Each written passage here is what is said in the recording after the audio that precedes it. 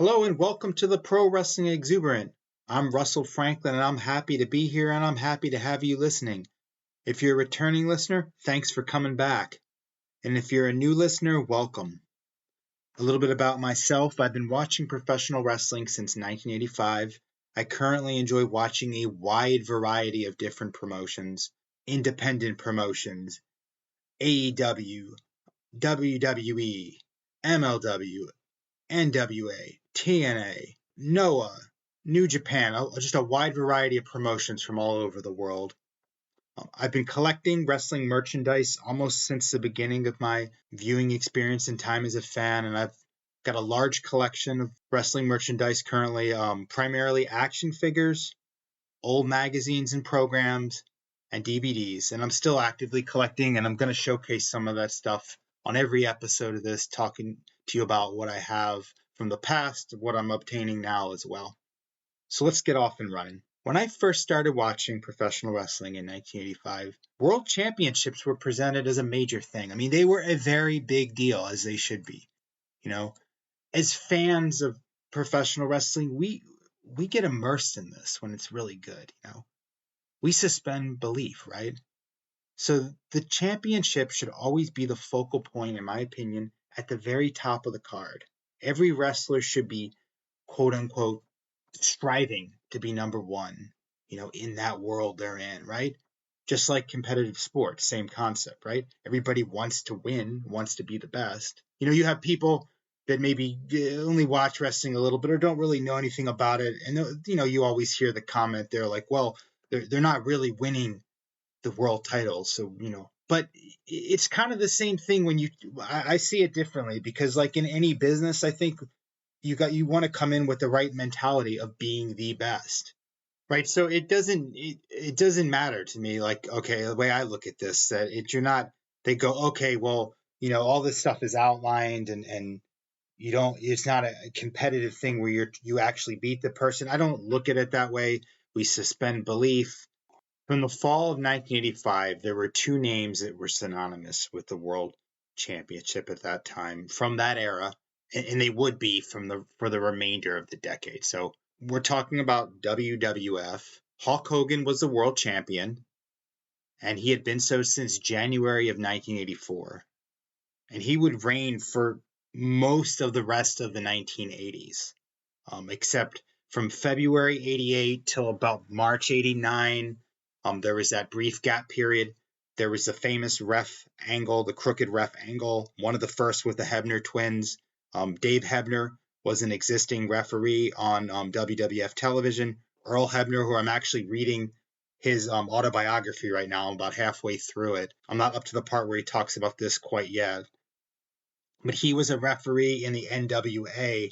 And I don't think it was at least widely known, maybe for the WWF audience. It certainly wasn't for me as a viewer, that there were two basically identical twin referees. So this angle I'm talking about was Hulk Hogan versus Andre the Giant, the crooked referee. They do a bait and switch on the referee, and Andre wins the title and gives it to Ted DiBiase. The WWF president on television, President Jack Tunney, strips, declares this invalid, and by Andre giving Ted DiBiase, the $1 Million Man, the belt's now vacant. They have a tournament. Savage wins the tournament for a year. So other than that brief period, I mean, Hulk Hogan was dominant throughout the 80s, a huge figure even in just general pop culture mainstream at the time as well. So the other major promotion that I'm referencing at the time was NWA, and the champion was Ric Flair. And by the fall of 1985, he had been champion since May of 84. And he had held the belt several times before that, going back to his first win in September of 81. And it was kind of transitioning. Harley Race was kind of, I think, the identified person of that earlier 80s era, maybe. And there were other people as well. But Ric Flair was kind of coming in to his own. And by fall of 85, he was the focal point of the promotion. And he, too, would dominate for the remainder of the 80s. There would only be very brief title runs when he would not have the belt. There was Dusty Rhodes, there was Ronnie Garvin, and there was Ricky Steamboat. And those were the three of that era, believe it or not, The only times when Flair didn't have the belt from that period on of when I first started watching it. So it was a big deal when Flair would lose the belt. And they would only be for very brief periods of time when he would drop the title. When he lost it to Dusty, it was only for 16 days. 16 days. When he lost it to Ronnie Garvin, 2 months. And when Ricky Steamboat won it, 2.5 months. That's it. So not long periods at all. Not long periods at all. Like we mentioned before, Hogan only had it off of him for a year. I want you to think about that for a minute, right? And the dominance of that compared to like if you're whether it doesn't matter, you're an old time viewer, like you've been watching this for years and years, you're a newer viewer in the last 6 months, you've been watching this for a few years. Think about the dominance of that and how that presents the world title. Okay, it's something elusive, it's something hard to obtain. It is a big deal when the world title is lost. And again, like I was saying earlier, it should be a big deal. It should be a big deal. It's a world championship. And if we're like in this world of immersing ourselves in wrestling, suspending belief, the world championship needs to be important and presented as such. Now, when I think about what is the best storyline I've seen in my taste, my personal opinion, okay, my favorite, the most satisfying one as a fan in very recent memory, and I'm talking like the last 3 decades for me, okay? What is it? It's the Cody Rhodes story. Cody Rhodes finishing his story. What was his story? What was this about? Why did it draw me in? I'm thinking about this as a fan. Why did this draw me and get me so excited watching this as a fan? Take me back to all the early times of when I started watching wrestling that got me really into it and excited and passionate about it. As a new viewer back years and years ago. Okay. And not only did this story draw me in, right? The story itself, it drew me into the WWF product itself as well. It was a major factor, in me giving the WWE a chance again, basically. I mean, I stopped watching this. I talked about this last episode. I stopped watching this more or less 10 years ago or so. It was right after the CM Punk left. It was, I kind of kept up on what was going on, and the premium live events made it pretty accessible to get and affordable to get, watch all the pay-per-views, but it was 6-8 months behind what was going on. I kind of was not watching Raw, was not watching SmackDown, and this Cody Rhodes story got me back into watching it, played a major thing into it, got me to give the whole promotion a chance again and see what a fantastic wrestling shows they were offering. Again, after largely checking out of it a decade prior and being very, very critical of what little I saw. Okay. So Cody Rhodes' story, the beauty of it to me, okay, it was simple to follow in the purest wrestling storyline sense, but masterfully executed over time, drawn out. Okay. What do I mean by that? It built and built and went, but it was paced and it was structured and it was going somewhere. And his story was about winning the world title. That's what his story is about, winning the world title. That was his dream, his goal. I think anybody, I don't know what your business, it doesn't matter what your business is, what you do, sports, work, you can relate to that, okay? Because I think most of us, we really want to be, when we go to something, we want to be the best at what we do, okay? No matter what it is, you can relate to wanting to accomplish that goal, that, a job title, an achievement in sports, some kind of creative activity, publishing a book. I mean, it could be anything. So it was a world title, the WWF. I'm going to just use the WWF, World Wrestling Federation. Okay. Historical title, the lineal, whatever you call it, lineal title, under that name that his father, Dusty Rhodes, never won. If you want to go trace the lineage, that's the lineage this goes back to, okay? It goes all the way back. If you trace it back through the ranks, I know there's been different titles and different names too, but we're just going to keep it, be like, this is how I'm looking at it. It goes all the way back to the days of Hulk Hogan, Bob Backlund, Bruno Sammartino, all the way back, okay?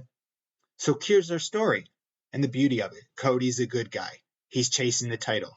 He wants to beat the villain. Roman Reigns is a villain. He's clearly the villain, okay? And I like it. And like a good movie, the ending is what ultimately is going to make me feel it was a great movie or not. I don't know how many of you can relate to ever watching a movie you really, really enjoyed, and then you watch the ending and you're like, it ruins it, right? It either doesn't deliver the ending you want, or you somehow feel cheated, whether you feel like it's a lazy ending, uncreative, or it's just not what you wanted to see. And I feel like in professional wrestling in general, there's a lot of things I can compare when I can relate it to other things in life. It's a good making the analogy. So for this story, the good must prevail. The good is Cody Rhodes, right? We want the hero to win. And he did. He did. He wins, right? It's that simple. It was a long chase. It was just over a year. Okay? But he wins. And that's whatever goes on after that, we'll see what it goes, where it goes, twists and turns, but he wins, okay? He faced obstacles and he wins, okay? And it was a long chase, like we said, just over a year. But, arguably for Cody, it was well over a decade, really, the chase, okay? Since he started and he rose up the ranks. And I think one of the things I think you can really sense in Cody Rhodes that is real or whatever, this guy really wanted to be the absolute best. He wanted to be recognized as the world champion, recognized among his peers, among the fans as the number one guy, okay? So he rose up the ranks. His didn't start right at the top. If you know his history in WWE, I mean, I think he worked his way up. And people might say, "Oh, nepotism or this or that, or your family got you in," but really, think about anything. I've thought about this, and a lot of stuff in life really is who you know, who you can connect with, and if you have a family member that is a famous professional wrestler and they open the door for you, that doesn't discount what you're able to achieve. Okay, you still have to stand on your own merits to excel like Cody Rhodes did to the absolute top, highest level of wrestling. I mean, even to any level of longevity in this business. So whenever I hear that about nepotism or this, it doesn't wash with me, right? Okay, so Cody had all these obstacles. First, he rises up the ranks. He ends up, leaving kind of WWE for a while, kind of reinvents himself in all these different promotions. He's in AEW. He comes back. He's back rising up the ranks in WWE. The goal is clear. He wants to win the world title. He loses the big one at WrestleMania. Okay, right? WrestleMania 39. He gets right back in the same position, right? He wins the Royal Rumble again. Then The Rock comes in and threatens him of not having his title match, having it taken away from him, right? He earned this title match. So there's all these obstacles.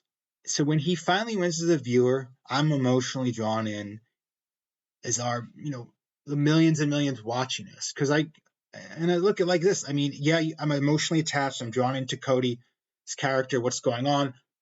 But it's seeing him win the world championship. It's a big deal. Look at what it took for him to defeat Roman Reigns to win this in the storyline sense. Think about how long Roman Reigns dominated. Okay? I'm talking like on a level, I think historically, when you go and look at this later and you come out of the context of the moment, it's very similar, I feel like, of the dominance of, you think of a Hogan or Flair.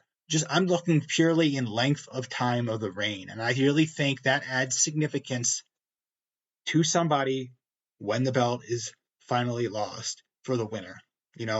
Cody's chase and the satisfaction for me as a fan of seeing him win. Okay, it took me back over 3 decades, and it made me think of another young wrestler who chased for the title for over 2 years, and he finally won the belt in July of 1990. And it was the loudest crowd I have ever been to. Been to a lot of live matches over the years. Going back to the very first few months in 1985, I watched this. Unfortunately, for whatever reason, don't remember a lot of the details, even when I look at the programs. This one I can remember. This was July 1990, the Great American Bash. I can think about it, and I'm right there again.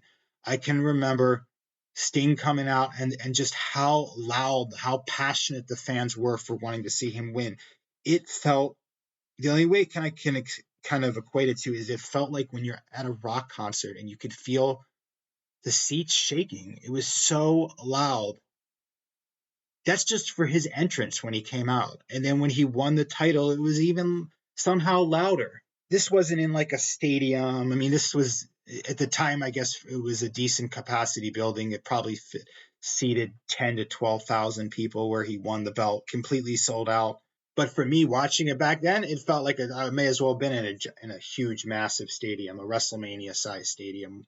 You have to go back and check out the footage sometime, really. But like in the spring of 1988, let's go back to that 2-year chase where Sting was coming up, okay? Sting had been around a couple of years. I mean, he had national exposure through the UWF, and a wider audience was seeing him. He was gaining pretty quickly in popularity. Among his peers in his promotion, he had a pretty unique look that made him stand out. You know, he had that flat top blonde hair. He had this bright colored face paint, bright colored tights, muscular, tan. He was very energetic, the way he wrestled, the way he spoke. He was a very unique. I mean, even from the beginning, you could see that he was very unique. He was very different. And his athletic presentation and his whole character, I feel like, was drawing in a lot of newer fans to the NWA when he first started getting a lot of national exposure. But he wasn't always used near the main event. In fact, for a while when he first came in to the NWA, it was definitely at the lower end of the card. If you go back and look at like the house shows from that era, it was not a quick, like they just took him and put him right to the top. It was not an overnight thing for him. Definitely not an overnight thing. I mean, he was not used anywhere close to the main event level of the NWA for the first 8 months. I'd say he was there. It was one night in March of 1988, Clash of Champions 1, when all that changed for Sting. 45-minute draw with Ric Flair, the world champion. And there'd be many more title matches after this, okay, as the months passed. And fans would keep wondering, when will Sting win the big one? We want him to win the big one. So Sting joined a reformed unit of the Four Horsemen. It was Ric Flair, Arn and Ole Anderson, and it was like 1980, late 89. And I remember as a viewer, you're like, this doesn't fit. First of all, seeing, you know, the Horsemen kind of as faces, as good guys, it seemed odd because you're coming off the era where these guys were the ultimate heel group. You know, I still remember their famous angle where they jumped Dusty Rhodes in the parking lot and filmed it. There was just so much stuff. These guys were the ultimate heel, so it was kind of odd seeing them kind of playing to the audience. And Sting kind of meshed with them, didn't really fit, and it didn't last long in storyline sense. Okay, they turned on him in early 1990. The storyline they had for that was that Sting wouldn't relinquish a title shot that he earned at Starrcade 89.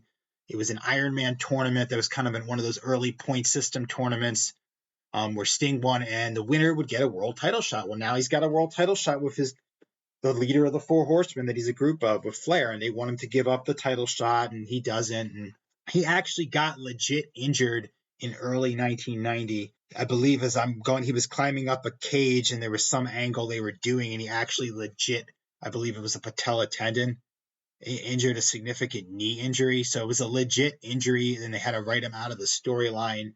And so there was kind of a question of when he would come back. And I remember the rumors, you know, if you were following inside information back then, which was basically consisted of reading newsletters and talking to different people that read all kinds of different newsletters. There was no internet or anything like that. I mean, there were hotlines and stuff like that, but I feel like the people that were really into the gossip and stuff were there was newsletters that you would check out and you try to figure out what was going to happen. But Sting did come back, and he came back for that July 1990 Great American Bash to fight Flair, and that was his big match back. And he wins. It was not a satisfying reign at all. Okay, for some reason they took the title off of him by January of 1991. That's a whole other story. I don't know what the historics of that are, and I'm curious, but that's a whole other story. But let's go back to that night in July 1990. Okay, Flair goes to put on the figure 4 leg lock, and Sting rolls him up into the small package. 1, 2, 3, and the crowd erupts. just erupts. Like, again, loudest I've ever heard in any wrestling match ever. Okay. And you gotta check it out and you can find the footage, go look it up. The pure jubilation of the fans is just something to see. And I feel like sometimes maybe that's been lacking at different times of watching wrestling, just this pure jubilation. But I see it again. I see it with the Cody Rhodes and the reactions he gets. And I think it's just super cool to witness. But no, last episode, I talked a little bit about my background working in the actual wrestling business in the 90s. I wrote for newsstand magazines, which were very, very prevalent at the time. And then also after that, transitioned into being a pro wrestling referee. And when I wrote for the magazines in the this would have been the early to mid 90s before they kind of tanked, and it seemed like within a year 95% of them went out of business because print media was just kind of dying at the time. But when I wrote for magazines in the 90s, I was largely able to come up with my own topics to write about. The editors would just kind of let me come up with the topics more or less, and I don't know how much they actually watch wrestling that closely, so they kind of like you'd come up with stuff and you'd say, this is what I'm going to write about. As if I got to know them really well, I did even usually have to even run it by them. I would just produce X amount of articles for the magazine and then send it to them. Back then, WWF did not allow you to take photos at ringside as a photographer, and they did not allow their wrestlers to do interviews of any kind for any magazines. There was a WWF magazine, and the wrestlers could not be interviewed for anything outside of that. So there was no access to any WWF wrestlers or to even go to the events and actually photograph it to be ringside. NWA wasn't as closed off, but at the same time, they were very hard to access. I don't think it was impossible, but they were mostly just like, it felt like if you were like the Pro Wrestling Illustrated family of magazines, they would maybe give you access, but it was hard to get access. I mean, I remember when Bill Watts was there, the editor I worked for had known Bill Watts in the 70s, one of the editors and publishers, and they had known each other well from what he told me. And he couldn't believe it when I contacted WCW, and he basically, through, a assistant or whatever, turned down, wouldn't do an interview for the magazine. He couldn't believe it, and that they wouldn't give access to it because this particular editor had come up in the 70s, and he had also done NFL stuff and NHL and all kinds of other boxing and all kinds of other sports. But he used to tell me about how in the 70s, when Vince McMahon Sr. was there, I mean, it was wide open. You could go down to Madison Square Garden with press credentials, shoot photos ringside. Everybody would do interviews. So, I mean, he used to talk about how much it changed, when Vince McMahon Jr. comes in, or Vince McMahon, as we know him, comes in, and they basically ban magazines from covering. Okay, so the context I'm kind of giving is it was hard to kind of connect sometimes with wrestlers and track them down to write stories on them. So if you know internet, right, that's a good way to locate people now, right? Social media, all these different things. So there's no internet, right? So the only way to really track wrestlers down and do interviews with them, if you can't, is, you could say, okay, well, you could go to the events, but the events were scattered. They're all over different parts of the country. So the way to track them down was to get a phone number. And how do you get the phone numbers? Well, ideally by building contacts and getting them people to refer you. Basically, by that I mean they give you the phone number, and when you call up the wrestler, you can be like, so I'm so and so gave me your phone number, and I want to do an interview and write a story on you. But they call it a warm introduction, right?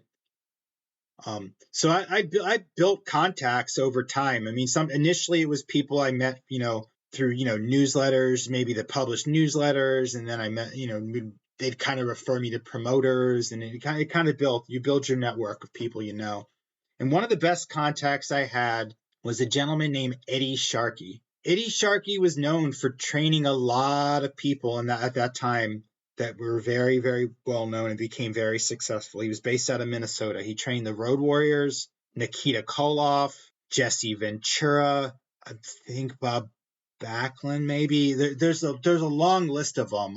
The Warlord, a lot of those big muscle guys of the 80s that came out of Minnesota. And he also was a former wrestler himself. He had done some refereeing after that.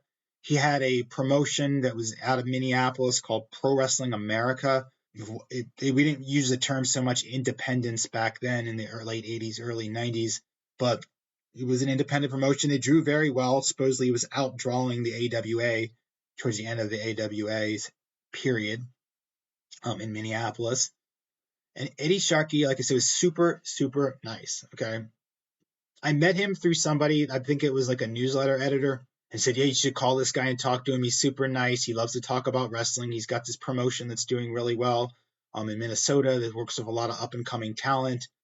So I called him up. We did an interview. I wrote a story on his promotion, Pro Wrestling America, and we just got friendly. And I used to call him up regularly, and we just would chat about wrestling, and he'd talk about some of the different wrestlers in his area and matches, and just a cool guy. I mean, he didn't know me from anything initially, right? And Eddie Sharkey was a great resource, and he put me in touch with a lot of people over the that time when I was doing interviews. I mean, not he actually did put me later in touch with like Warlord and Road Warrior Animal and some of these big names. But I also, one of the things I really like to do as well for the magazines was I like to look for young wrestlers that hadn't bid on WWF or NWA, maybe really hadn't had that first taste of huge national exposure and fame, but I thought had tremendous potential to one day be there and be successful. And I like to showcase them in these magazines. Rising stars, right? And in the early 90s, Eddie Sharkey started telling me about this guy named the Lightning Kid. At the time, he was still a teenager. I think he was like 18. And he started telling me about this wrestler that he had there in Minnesota that was from Florida. And he was just so different with the moves he was doing, with the high flying and the acrobatics and the way he could wrestle. And Eddie Sharkey really believed in him and thought he could be a huge star in wrestling in an era when it was really thought, I think the general mentality was, unless you were 6'5" and 275 pounds of ripped muscle, that you didn't have credibility to basically be a huge wrestling star. And Lightning Kid, I feel, I don't know if history tells it this way, but I feel Lightning Kid is really one of the people that really changed the wrestling business and opened the door to allow us to see things differently as viewers, maybe as promoters, as fans, hardcore fans and casual fans, that you don't have to necessarily fit one look to be a success in this business. And you could say, well, that would have changed over time, but I don't know. You need people to kind of set the precedent, right? So I saw Lightning Kid actually right after Eddie Sharkey started talking about him. There was this promotion called GWF, Global Wrestling Federation. And they landed a spot on ESPN. They were on there 5 days a week. It was taped out of the old, not the old, but the Dallas Sportatorium where they used to have the world-class shows. It had a lot of Texas names, but they were bringing in a lot of also young wrestlers as well from different parts of the country. And it was a lot of people it's where I first saw them. I first saw Booker T and Stevie Ray Harlem Heat there. And one of the other young ones was there. One of the wrestlers that weren't as well known was the Lightning Kid. So what I ended up getting in touch with him through Eddie Sharkey. We did an interview. I wrote an article on him. And it was actually the very first, from what he told me and what I also recall, the very first feature-length article on the Lightning Kid that was in a magazine. So a few years later, after I did this initial story, it popped up in WWF, right? 1, 2, 3 Kid. If anybody saw that, you got to remember that one, right? He comes out there. He's a quote unquote jobber. He's just there to, you assume, like one of these guys to lose a quick match to Razor Ramon. He beats him. It's a cool angle. It's a cool angle. You know, they've been replicated a lot of times, and it always works, I think. That kind of taking that guy that's maybe not as known and put him with a big star and have him win, right? So he's 1, 2, 3 Kid. He became later. He's X-Pac. He's 6. He's been in a lot of big matches, a lot of memorable moments in wrestling history. He's had a tremendous career. Many know him as Sean Waltman. So I'm going to go ahead and read the story. I want to kind of give you a flavor of what a story sounded like in that era in a wrestling magazine. And this is on Sean Waltman / X-Pac / 1, 2, 3 Kid, but on the Lightning Kid. So here we go. Lightning Kid lighting up the sky. With his high-flying moves, the Kid has dazzled foes and fans alike. He's now aiming for WCW in any challenge. The Lightning Kid represents a new breed of wrestlers that have been appearing in the United States during the 1990s. He is an acrobatic high flyer with an extensive knowledge of the technical side of the mat game. An increasing number of fans are growing tired of the overflow of muscle-bound wrestlers with limited scientific wrestling skills clogging the scene. They turn to wrestlers like the Lightning Kid to bring back the fast-paced excitement to wrestling that has been absent for so long. It only took seeing one professional wrestling match for the Lightning Kid to decide he wanted to become a wrestler. And just to jump in here, any of the stuff I'm telling about his history here would have been based on me actually interviewing him and stuff he told me here, whether I was quoting him or not in this. Okay, so I'll go again here. It only took seeing one professional wrestling match for the Lightning Kid to decide he wanted to become a wrestler. While most 15-year-olds in his Florida neighborhood were playing baseball, basketball, and other popular sports, he was being trained by Boris Malenko for a career in the squared circle. The Kid's debut took place in 1988 for Suncoast Wrestling Federation against Dean Malenko. He was a mere 16 years old. After spending some time in Florida gaining some initial experience, the Lightning Kid decided to venture to Minnesota to work for Eddie Sharkey and his Pro Wrestling America. Many of today's stars had launched their careers in the PWA, and the Kid hoped he could follow a similar path. When the Lightning Kid first made an appearance in the PWA, fans were not quite sure how to react to him. He was younger and smaller than almost all the wrestlers they were used to seeing. It only took one match for him to win the fans' respect with his high-flying maneuvers. It was not long before Sharkey was predicting great success for the Kid and telling reporters to keep their eye on it. The biggest boost for the Lightning Kid's young career came when Joe Pedicino, impressed with the Kid's PWA matches, signed him to work for his new promotion, the Global Wrestling Federation. Besides having a weekly syndicated show, the GWF is carried on ESPN 5 days a week. The tremendous television exposure of the GWF turned the Lightning Kid into an overnight sensation. The GWF is the place where I put myself on the map in the wrestling world, commented the Lightning Kid. All I ever needed in this great sport was a chance to show what I could do, continued the boastful wrestler. Well, in the GWF, I got it, and if I do say so myself, I was pretty darn impressive. It didn't take long before the Lightning Kid had the GWF title around his waist. He won the tournament to become the first global light heavyweight champion, and then went on to establish himself as one of the most arrogant, obnoxious, and successful wrestlers in all of the GWF. Winning the GWF light heavyweight championship was like taking candy from a baby, bragged the Kid. I could have beaten half the saps in the tournament with one hand tied behind my back. I was just a whole class above them. And again, in the magazines of this era, 100% everything was written about as if it were real, similar to how it was appearing on television. There was no behind the scenes gossip or inner workings. It was all presented similar to how it was on TV. So any of these quotes, and these guys would talk in character on these interviews a lot, or give you sometimes creative license to tweak it a little bit, but it would be presented as if all this was real. With each win he accumulated in the GWF, the Lightning Kid grew more and more cocky. His overconfidence proved to be his undoing one night in Dallas. Up-and-comer Chaz shocked the wrestling world by defeating the Kid for his title. However, Chaz's title reign was short-lived. 2 days later in Marietta, Georgia, the Kid regained his title with a convincing win. When Chaz beat me for the GWF light heavyweight title, it was nothing more than a fluke, plain and simple, claimed the Kid. I am a superior wrestler to him in every way. The Lightning Kid feels that the thing that makes him different from other wrestlers is that he works harder in the ring. I'm not scared to try difficult moves in the ring, claimed the Kid. The Lightning Kid's high-flying style got the attention of promoters in Japan. He has wrestled on several different tours for the Japanese promotion, the UWF, and was preparing to embark on another tour after our interview. To wrestle in Japan, you have to be the best, explained the Lightning Kid. That would explain why they like me there, he added with a laugh. He's just obviously by the quotes you could tell at this point he was not a face. He was a heel at this point, and that was the character he was developing at this point. When you see the Lightning Kid in the ring, you will see a lot of holds that have been long forgotten. You will see many high-flying moves that most American wrestlers would not want to try or be able to execute. For now, the Lightning Kid is targeting the WCW. I don't know. I didn't write it that way. I know they edited this sometimes. It's not called the WCW, but targeting WCW as his next place to conquer. I really feel like would do well in WCW, said the Lightning Kid. They have a lot of fine wrestlers there I'd like to face, like Brian Pillman and their junior champion, Jushin Liger.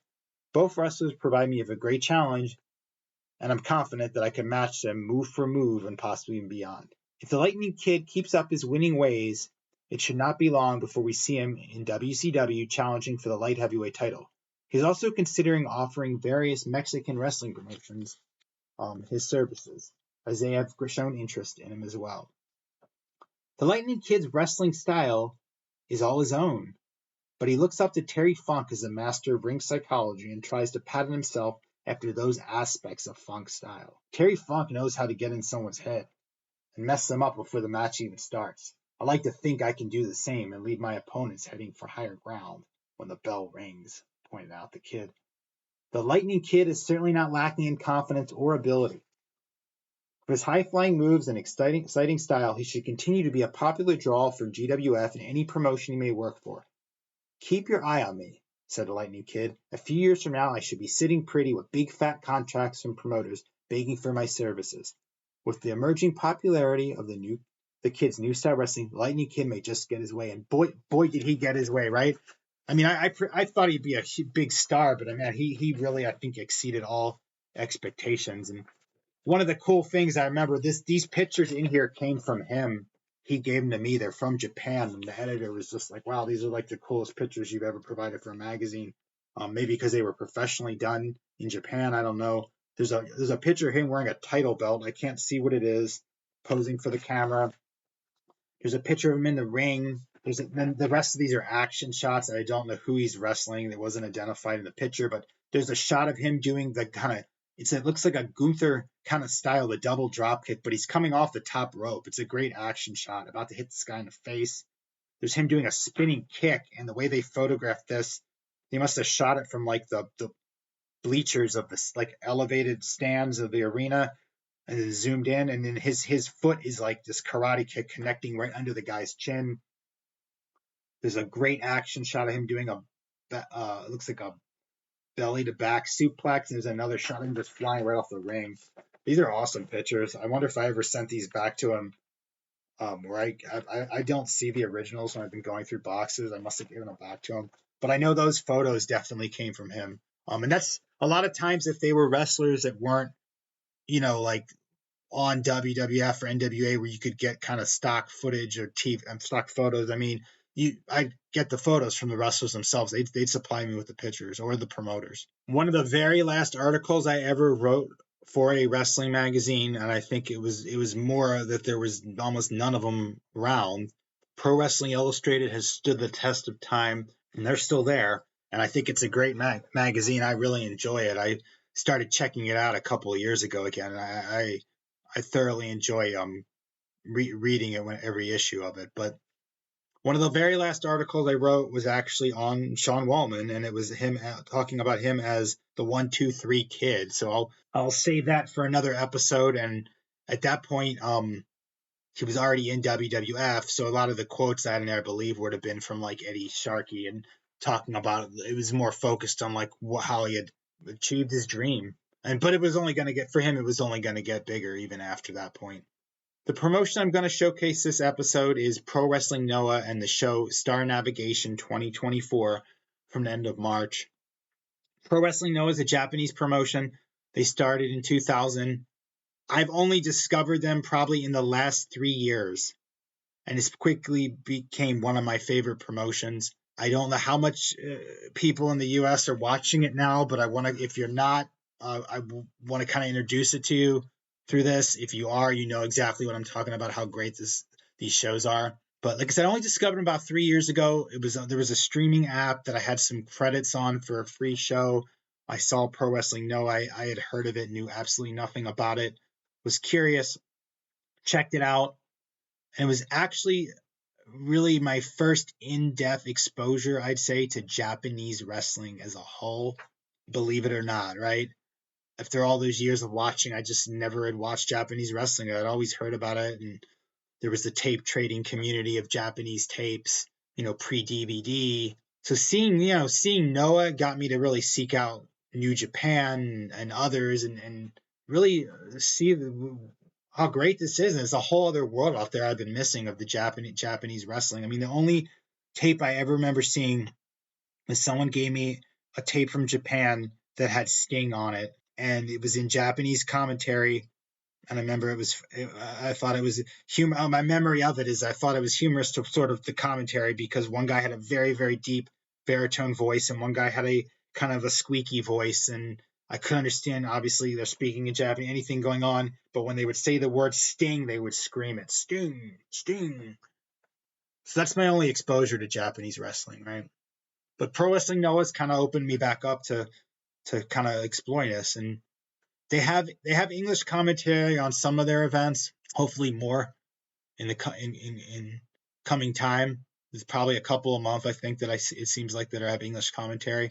They're not in for Pro Wrestling Noah. It's not TV shows, and this is what I've realized with watching the Japanese wrestling.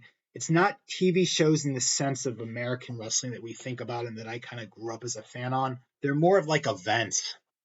The best way I can kind of describe it as a fan seeing it. I mean, they're events. They're separate events. It's not like an episodic TV show. So there's and they have tournaments. So Noah has an N1 victory that's been mostly in English the last year or two, and I've seen nearly all of them in entirety. They bring in some foreign wrestlers for that as well.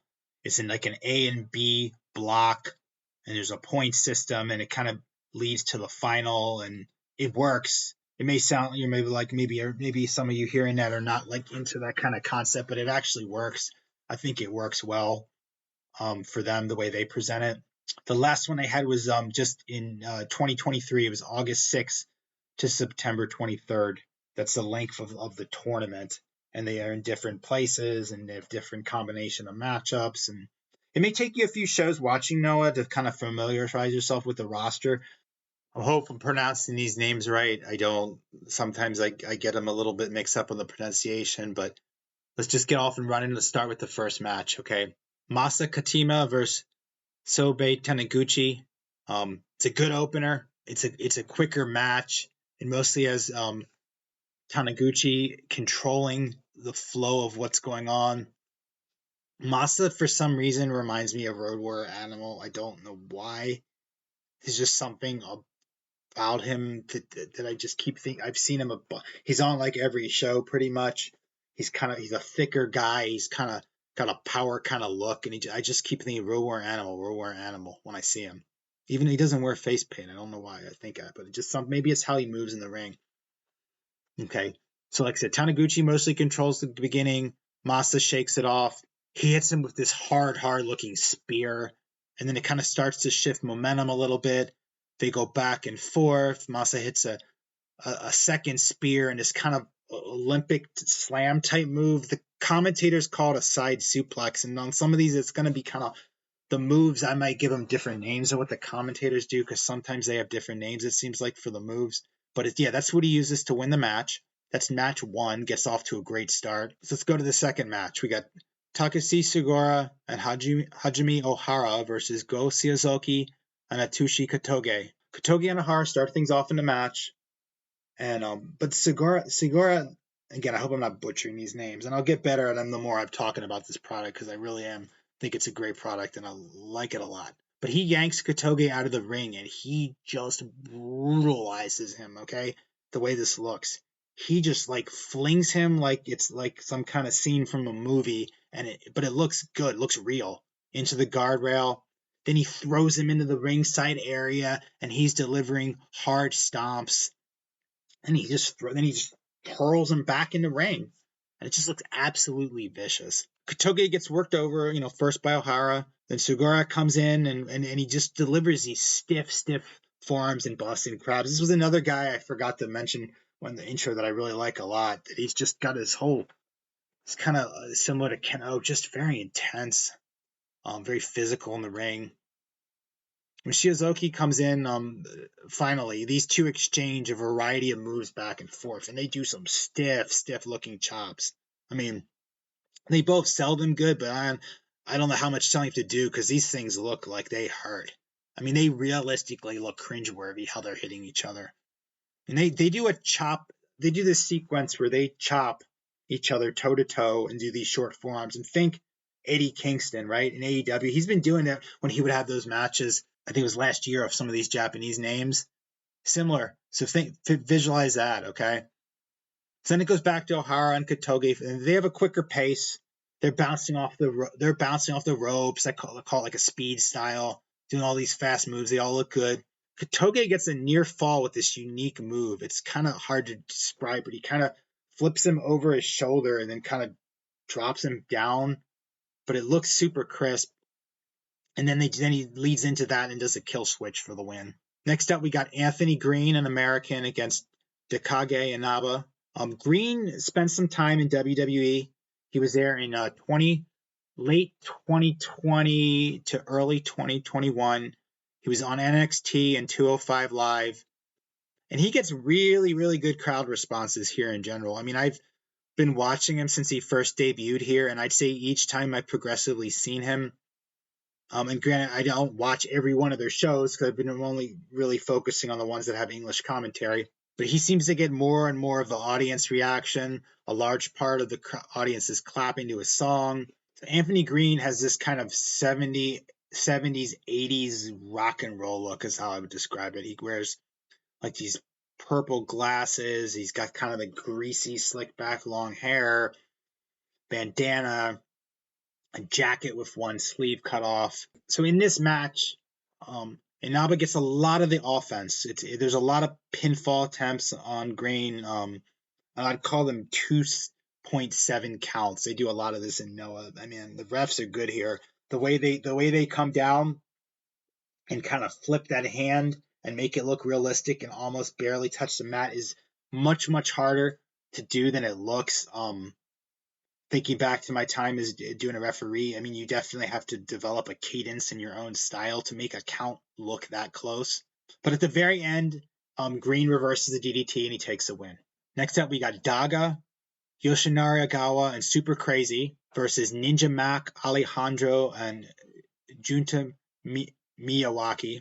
Super Crazy, you might remember from ECW. Ninja Mac's an American. He's been on a lot of indie shows. I think I've seen him on GCW and a bunch of different places he was popping up, and then he kind of came over here to Noah. This is a really, really fast-paced match. A lot of flying moves, sequences, lots of 2 counts, tags. You know, I found myself rewinding it, rewatching some of this because the moves were so unique, what they were doing, and I just didn't know how. I don't know what to call them, but they're just so unique what these guys are doing. Case in point, okay, Daga takes Miyawaki into what looks like a pedigree, okay, but he hooks his arm back and then he picks him up into more of what I thought looked like almost going to be a power bomb. Then he straightens him out and instead brings him down like on his face, by his face, right onto his knees. It's a super cool move. I mean, I watched this thing a couple of times over and it looks brutal. It looks brutal. I've never seen anything like that move before. And Daga's the GHC Junior Champion, which is like their, I guess you could call it Cruiserweight Champion. But yeah, he does moves rapid fire fast, and there's just something about the way Daga's doing them that just works. Sometimes you say it's that, and you think the people are rushing the moves, but it's like a fluid motion. In the most complimentary way I can describe it, it looked like a video game, and I mean that as a compliment, just how flowing and smooth it looked.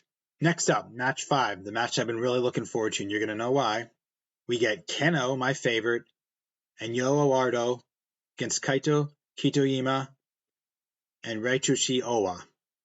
So Owa and Awardo are 25 and 23, so they're kind of what they have, that newer trainees kind of getting their start over there, and then Kaito and Keno have a long standing rivalry where I've seen them a number of times together, and they work really good together. This is a cool match. It's almost 2 different matches, right? You get Keno and Kaito that are like laser focused on each other. I mean, Keno as always delivers that intense, hard-hitting performance. He never disappoints in his matches. I love him so much, the quality of the matches, okay? At one point, the two of them brawl outside again of the ring, and again, they're just hitting so hard. I know I keep saying this, but it just looks so realistic. And they end up back in the ring, and they're trading blows, and it just uppercuts, forearms, those Ken O kicks, kind of side where he turns himself his hips kind of sideways and just nails him in the chest with the kick. You get tons of those. Eventually, Owa gut wrench suplexes Eduardo for a win. And Keno and Kaito are still brawling in the background throughout the whole thing of this. The visual of this is really cool. Keno grabs a mic and he's yelling and, and he's yelling at Kaito, and there's no translation. You don't need it. It's not like New Japan where I think the commentators there's usually one commentator that can speak Japanese and they will go and kind of translate it back, but they don't translate it back here. I don't need to know what he's saying. I can the intensity of it, his visuals get it across, and he just shoves the mic back at Kaito, just shoves the mic right at him. Okay, so I'm like, okay, well, there's some kind of challenge. That's good enough for me, right? Next, we get Naomichi Marufuji against Oka Suzuki. This one had more of a methodical pace, lots of chops back and forth. Suzuki they're referencing as a former UFC fighter, and he kind of plays into that in the match. By that I mean he does a lot of submission type holds being applied to Marufuji. Marufuji uses the ropes to get out of them, but that's kind of how the match goes, more or less. And then Marufuji kind of kicks him in the face from behind while he's on the mat and does a quick win to roll him up.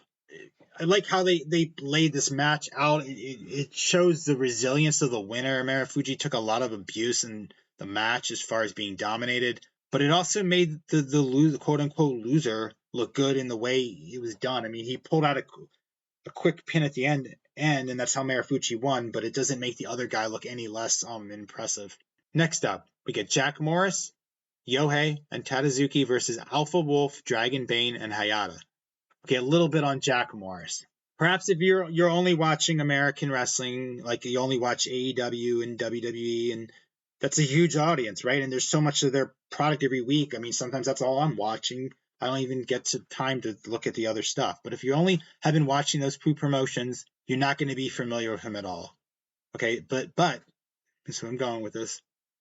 I can see him being signed by WWE or AEW in the next year or two and becoming a major star. And I thought this from the very first time I saw this guy walk out when he first debuted in Noah, like I think it was at the N1 a year or so prior, maybe 2022. He just has that it factor. You know, it's hard to describe when you see sometimes when you see me with that, but I think as a passionate fan, you know what you can relate to what I'm saying. He has a tremendous presence, Jack Morris. When he first debuted on January 1, 2022 in Noah, he beat Kaito right there. I mean, he was their like top guy he beat. So I'm like, right away, you knew, okay, they have big plans for this guy.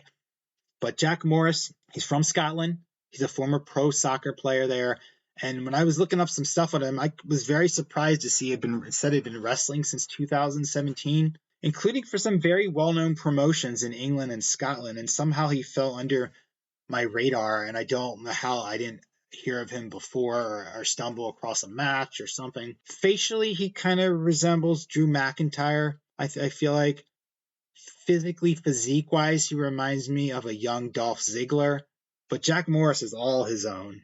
When the bell rings, he's got energy, he's got intensity, he's got Christmas to moves. I was curious how big he was because it's hard sometimes to tell in the context of these matches. And the way they list the height and weight, they listed for every guy at the beginning of the match his age, his height, his weight. And they listed in a different measuring system than we use here in the US. So when I did the translation of what he is, he's 6 feet 205. He looks a lot bigger than that to me in the ring, but that's what they have him billed at. He's currently one half of the GHC Tag Team Champions of Anthony Green, and he's also their national champion, which I guess would be like the equivalent of like maybe the Intercontinental Champion in WWE. So this was another really quick moving 6-man match. Lots of action, fast tags. It kind of accumulates with everybody in the ring fighting. You know, Hayata rakes Morris's eyes and uses the ropes to pin him, and then he just throws Morris's belt at him. Hayata takes the mic, and like Keno, you don't need translation. Okay, it's just for something about this, like I don't. It just works the way these guys talk, even in another language. And Jack Morris gets the mic and starts yelling back at him and tells Hayata, "Yeah, you can have my title shot, and I'm gonna beat you." And good stuff, enjoyable. So the next we get the main event, Ihoto Wagner Jr. making his first defense of the GHC title, and he just won this like about 5-6 weeks before this, so February 4th from Keno. And GHC is their main title, and he's defending it in this match against Jake Lee. So Jake Lee, I've read about a lot. It's the first time I've actually seen him. And this guy has a presence. But I just had heard of him, but never, in reading match results of All Japan. But this is my first time seeing him, and he comes out, he's got this long black trench coat on, this one lens kind of glass, this top hat. He's very tall comparatively to the other wrestlers in the promotion. Looked up the translation of his height. It said 6'2". I'm like, this guy looks way, way taller than 6'2". This match has a altogether different pacing than the others. At the beginning, it's very, very slow and very methodical. Kind of remind me of some of these 80s territory matches I watch, but it bears watching. You got to stick with it. I was kind of like not sure where they were going with this, but they're building to something, and they're building to it and telling the story in ring, and they do it really, really well.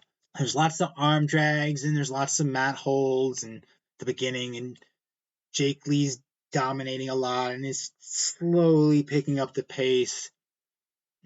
Wagner comes back with this step knee in the corner and then double knees, and then he does a splash. There's a 2 count. Wagner gets set up to do a moonsault, which is one of his big moves, and Jake Lee kicks him right off the turnbuckle from behind as he's going to set this up. Okay, and then he gets him back in the ring. He choke slams him for a 2 count. And they're building. The pace is building. It's building. Jake Lee does a running knee. I call it a 2.5 count. And like I said, the refs here do close counts very, very good. These refs are really good here. Then it goes back and forth more with a lot of close falls. And Wagner's doing a Michinoku driver for what I call a 2.75.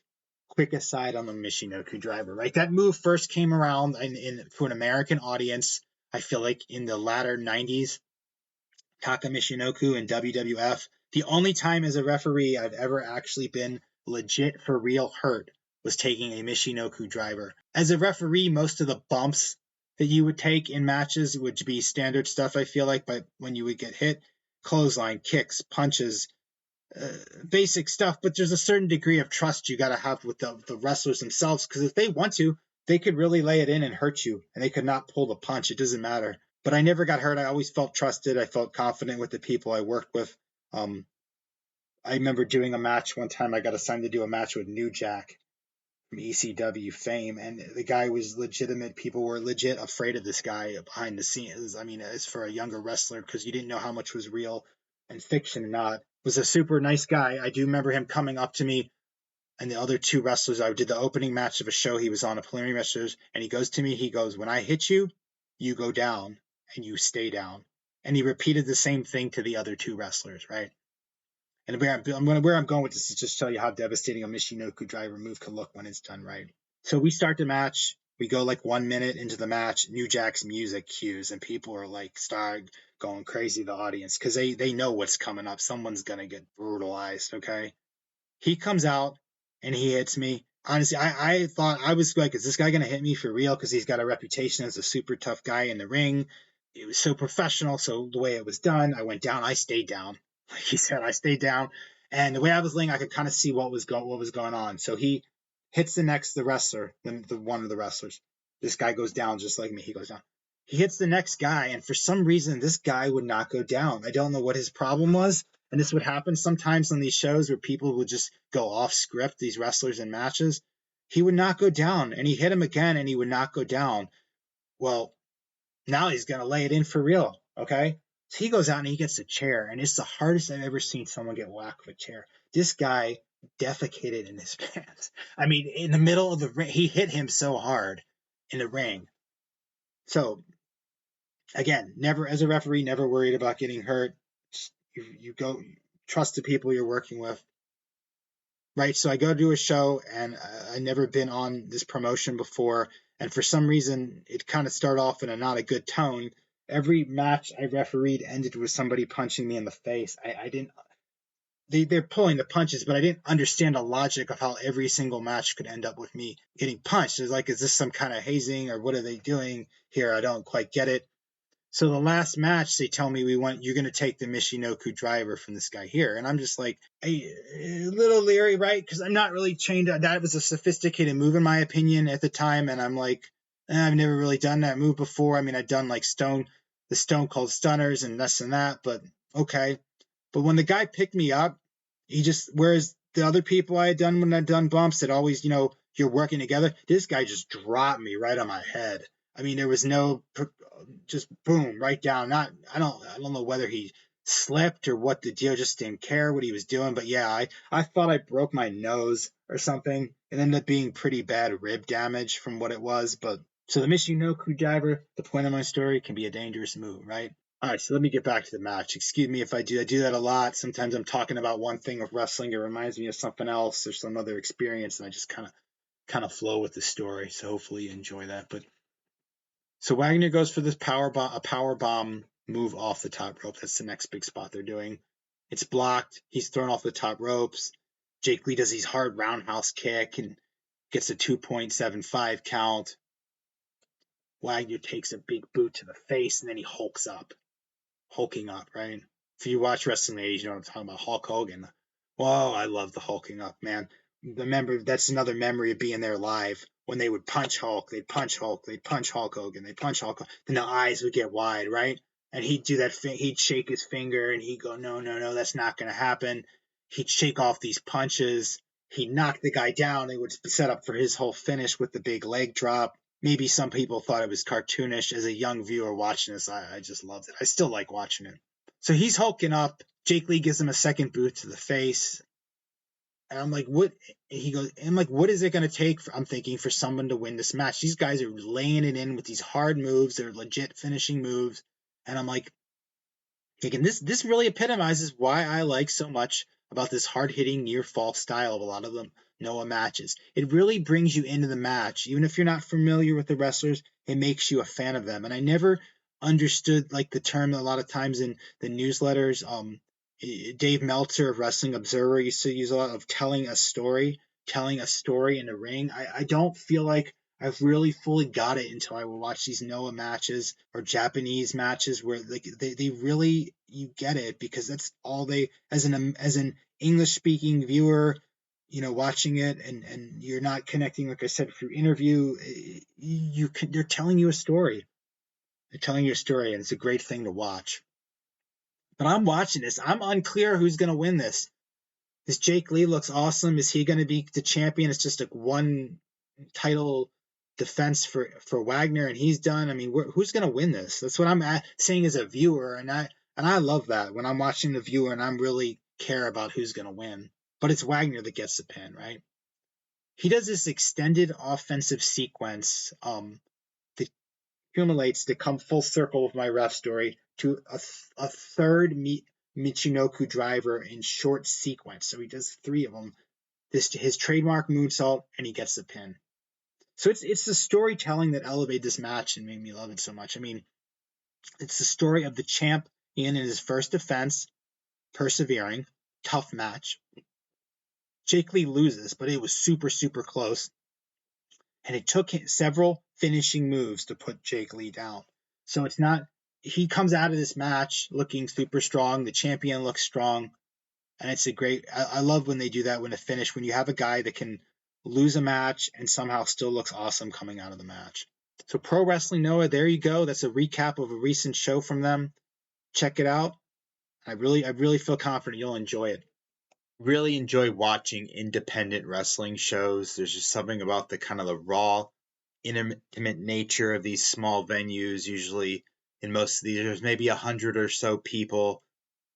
Largely the cards have wrestlers you maybe never heard of, but that's kind of the fun of it. Some of it, you discover new talent, people you never seen before, and it's just exciting to watch. It's very exciting to watch. You've never seen independent wrestling, I highly recommend you check it out either in your local area and it's also widely available through a lot of different apps now where it's easy to access. The independent show I want to focus on this episode is from Limitless Wrestling, and it is their Guilty Pleasure show from April. This promotion's been around since 2015, so they're not a brand new promotion. Anybody that's kind of into following the independent scene, I'm sure has maybe heard of them and seen some of their product. It's new to me. I've just discovered it maybe in the last 6 months or so when I've really gotten into kind of seeking out different independent promotions all over the country and sampling different ones and finding different ones I really want to come back to and watch. And one of the keys for me in watching these independent shows through streaming apps and on TV, whatnot, computer, is good camera work first and foremost, okay? Because there can be really, really good action in the ring. The wrestlers can be really talented, but if the camera work is not good, it's not there for me. I can't sit through it and watch it. And by that, what do I think of as good camera work? It's to me when wrestling camera work is a simple thing on this level of an indie show, okay? It's really a matter of holding the camera steady for the most part, having a steady hand. And it does not like showing all different angles and crazy stuff and lots of edits. It's just a steady hand and being able to see what's going on. Most of them shoot with like maybe 2 cameras. Sometimes there's 2 at ringside. Maybe one is what they call a hard camera that's stationary facing the ring, and one other person's moving around. But the real key is that guy shooting handheld, being steady in hand. And it's not as easy as people think. I know a lot of times as cameras have gotten smaller and a lot of people film with phones, a steady hand is just something that's really the key, and it's just not as easy. And there's a lot of good quality indies out there I've seen as it appears from the action of the matches and the combatants and what's going on, but the camera work's just not there. So Limitless Wrestling, excellent camera work. Excellent camera work. Great production quality. Great matches. Check, right? And by great matches, I mean very good in-ring work, a very high quality of in-ring work. The other thing I like to see out of these independent promotions that really draws me to keep wanting to watch them is a little bit of storylines, right? Because just because it's an independent wrestling promotion doesn't mean there doesn't have to kind of mimic what you would see on a larger promotion. I mean, if they're running shows every month, which most of them are now, and they're kind of running in the same venues, these ones that are kind of established, to me, there's no reason why you can't have kind of little storylines to build character development through mic time. So Limitless has all this, and from the first time I watched this, I definitely was like, this is a first-rate production for an independent promotion, and definitely a model what a lot of them that are newer could look at to copy. They're based out of Maine, a place called Yarmouth, Maine. It seems that every event I've seen is out there, and it's the same venue. It's a cool-looking, kind of intimate setting. I don't know how many people are there, maybe a couple hundred, but the crowd's very into it, and it's a nice setting for an independent show. So this card starts off very quickly, okay? The ring announcer's in there, and Paris Van Dale and Shannon, collectively known as the Brats, they come right out and they interrupt the ring announcer while he's still talking. And we get off and running on this show very quickly. Megan Bayne enters. She's been in OVW and Stardom. I've heard the name.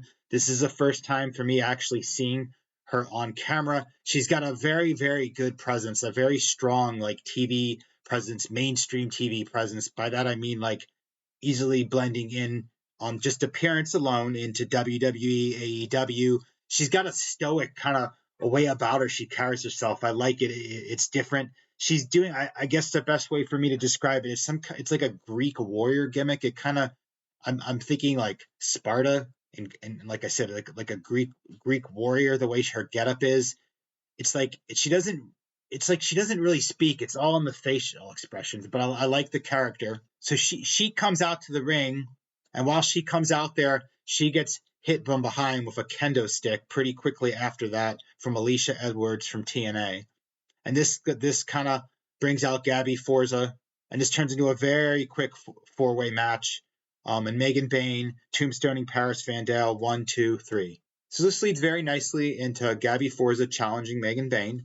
Like I said, I really like Megan Bayne's just facials, and the best way I could say it is it's like there's not emotion. There's not a lot of emotion to it, but it works. It works for this whole character she's doing, and I could easily see this character translating onto WWE and AEW and doing well. So we go into their match, and these two have a really great match with Gabby Forza spearing Megan Bayne for the win, and they exchange a lot of power moves back and forth on each other, and both of them work very well in general and very well together.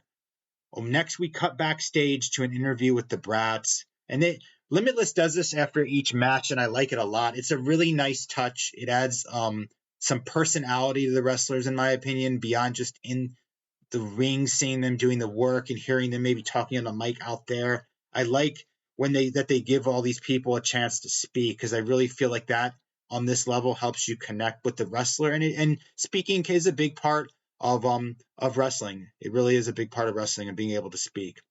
I mean, you can have a huge career and be successful with maybe not being the best on the mic, but it's definitely an advantage to be able to. Next up, we have Aaron Rourke versus Ricky Smokes. They're a former tag team. They have good chemistry together in the match. They're obviously very familiar with each other from teaming for a long time. This one has a very fast, exciting pace from start to finish. Rourke super kicking Smokes in the side of the face for the win. Both guys very athletic. Smokes has a very good look to him, kind of a snarling heel is the best way I kind of describe it. Kind of always kind of a little snarl on his face, but good look to him, good match. Next up, we have Aiden Agro versus TJ Crawford. I've seen TJ Crawford now several times over the last few months on various independent shows. Very talented. I've seen him work as both a face and a heel. I think he excels at both. Usually when you see someone doing one or the other, I tend to have a preference towards one of those, but I'm not sure which one I like better for him, but I think they're both good. Here he's working as a face. The whole match has kind of an old school feeling to it. It's but playing into that, the finish they do here, it has Aiden Agro's got a chair that kind of comes into the ring. The ref's trying to get it away from him. He back kicks a low blow into TJ Crawford, then does a Shining Wizard for the finish. So I like the finish here. It was pretty cool looking. There's a beatdown where Jay Haru, his manager of Aiden Agro, they do a beatdown on TJ Crawford. Ace Romero, who was in TNA a little while ago, comes in, makes a save. It sets up real nicely, building this conflict that's going on with Ace Romero and Aiden Agro. So I like how they did that. Next up, we get Paul London versus JT Dunn.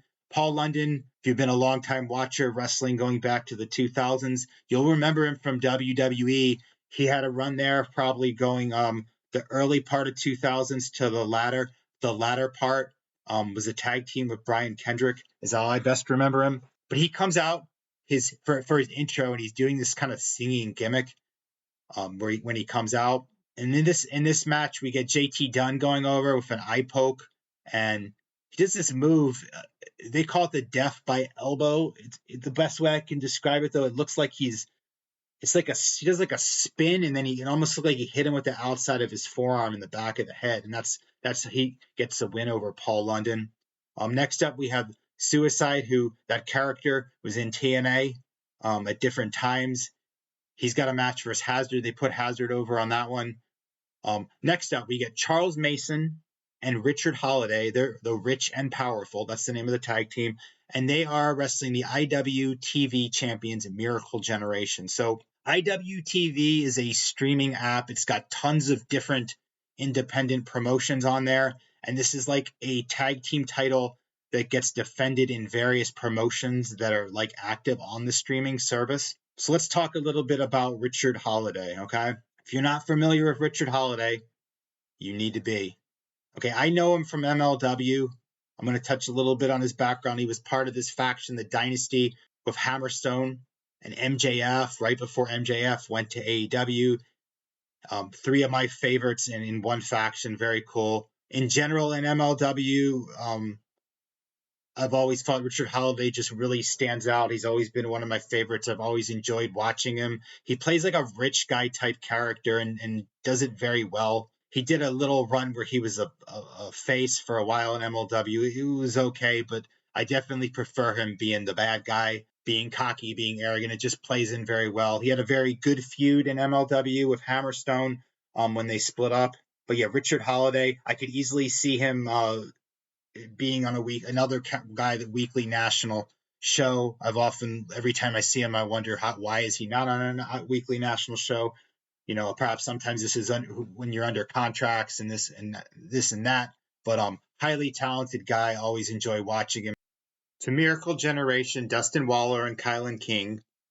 These guys work very well together. They do a lot of good tandem offense. It's what I'd like to see from a long time tag team, or just a tag team in general where they're working in unison. The commentators reference they've reigned for 412 days, so these guys have obviously had a lot of matches together.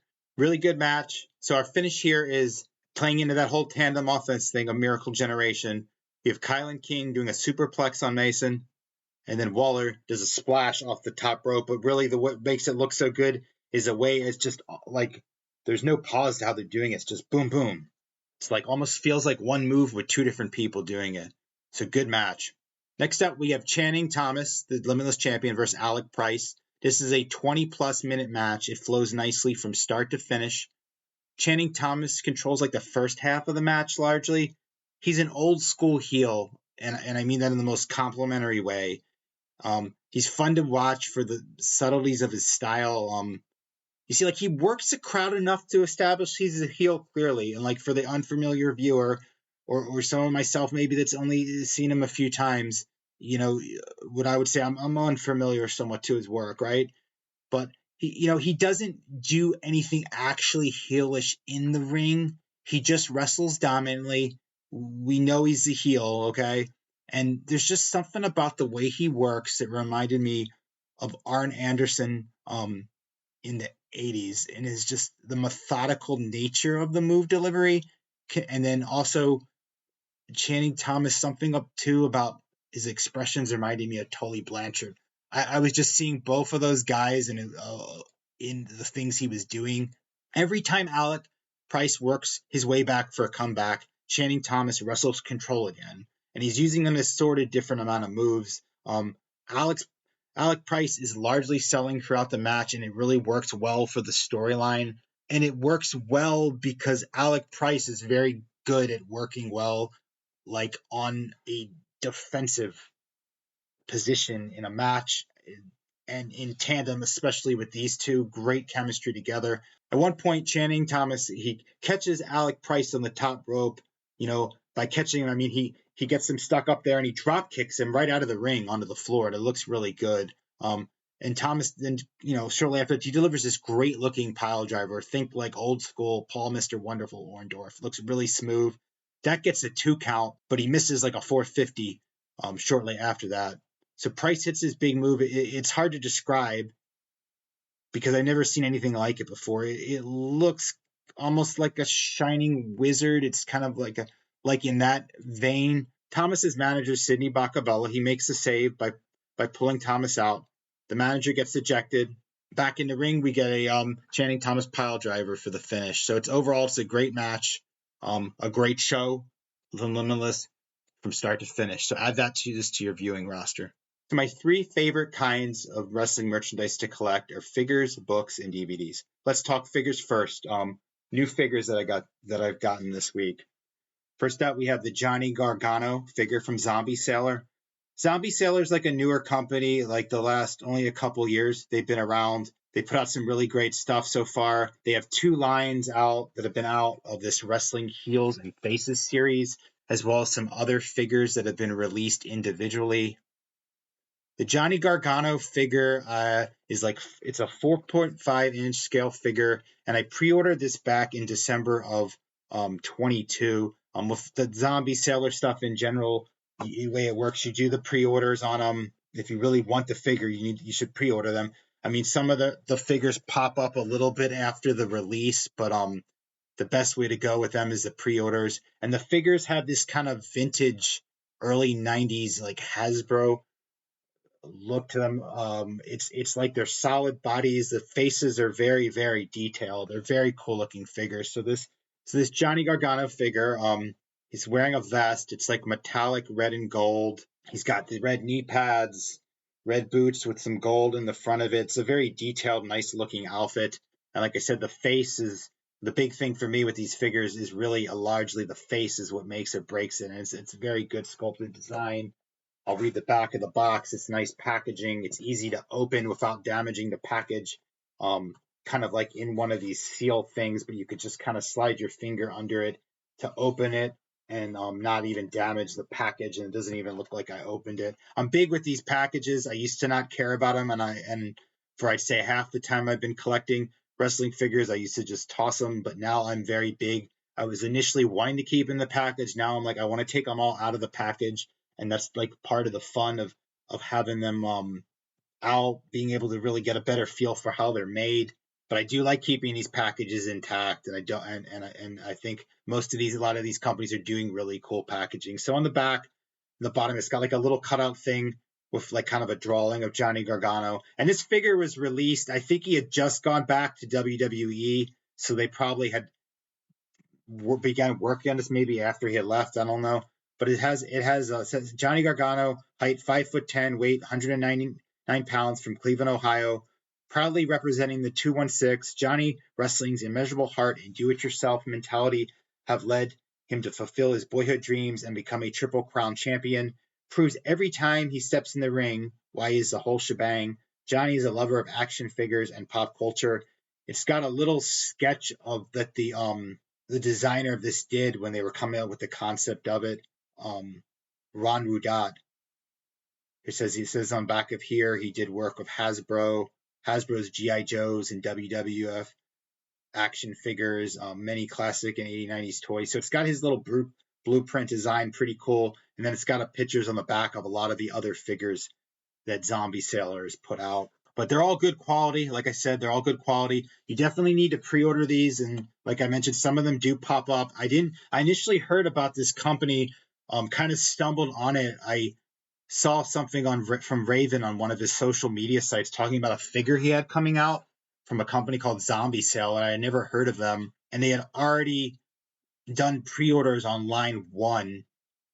So I actually was able to find them from another retailer shortly after that. And I got a Dino Bravo figure from line 1 and the Sabu figure. There were 5 total.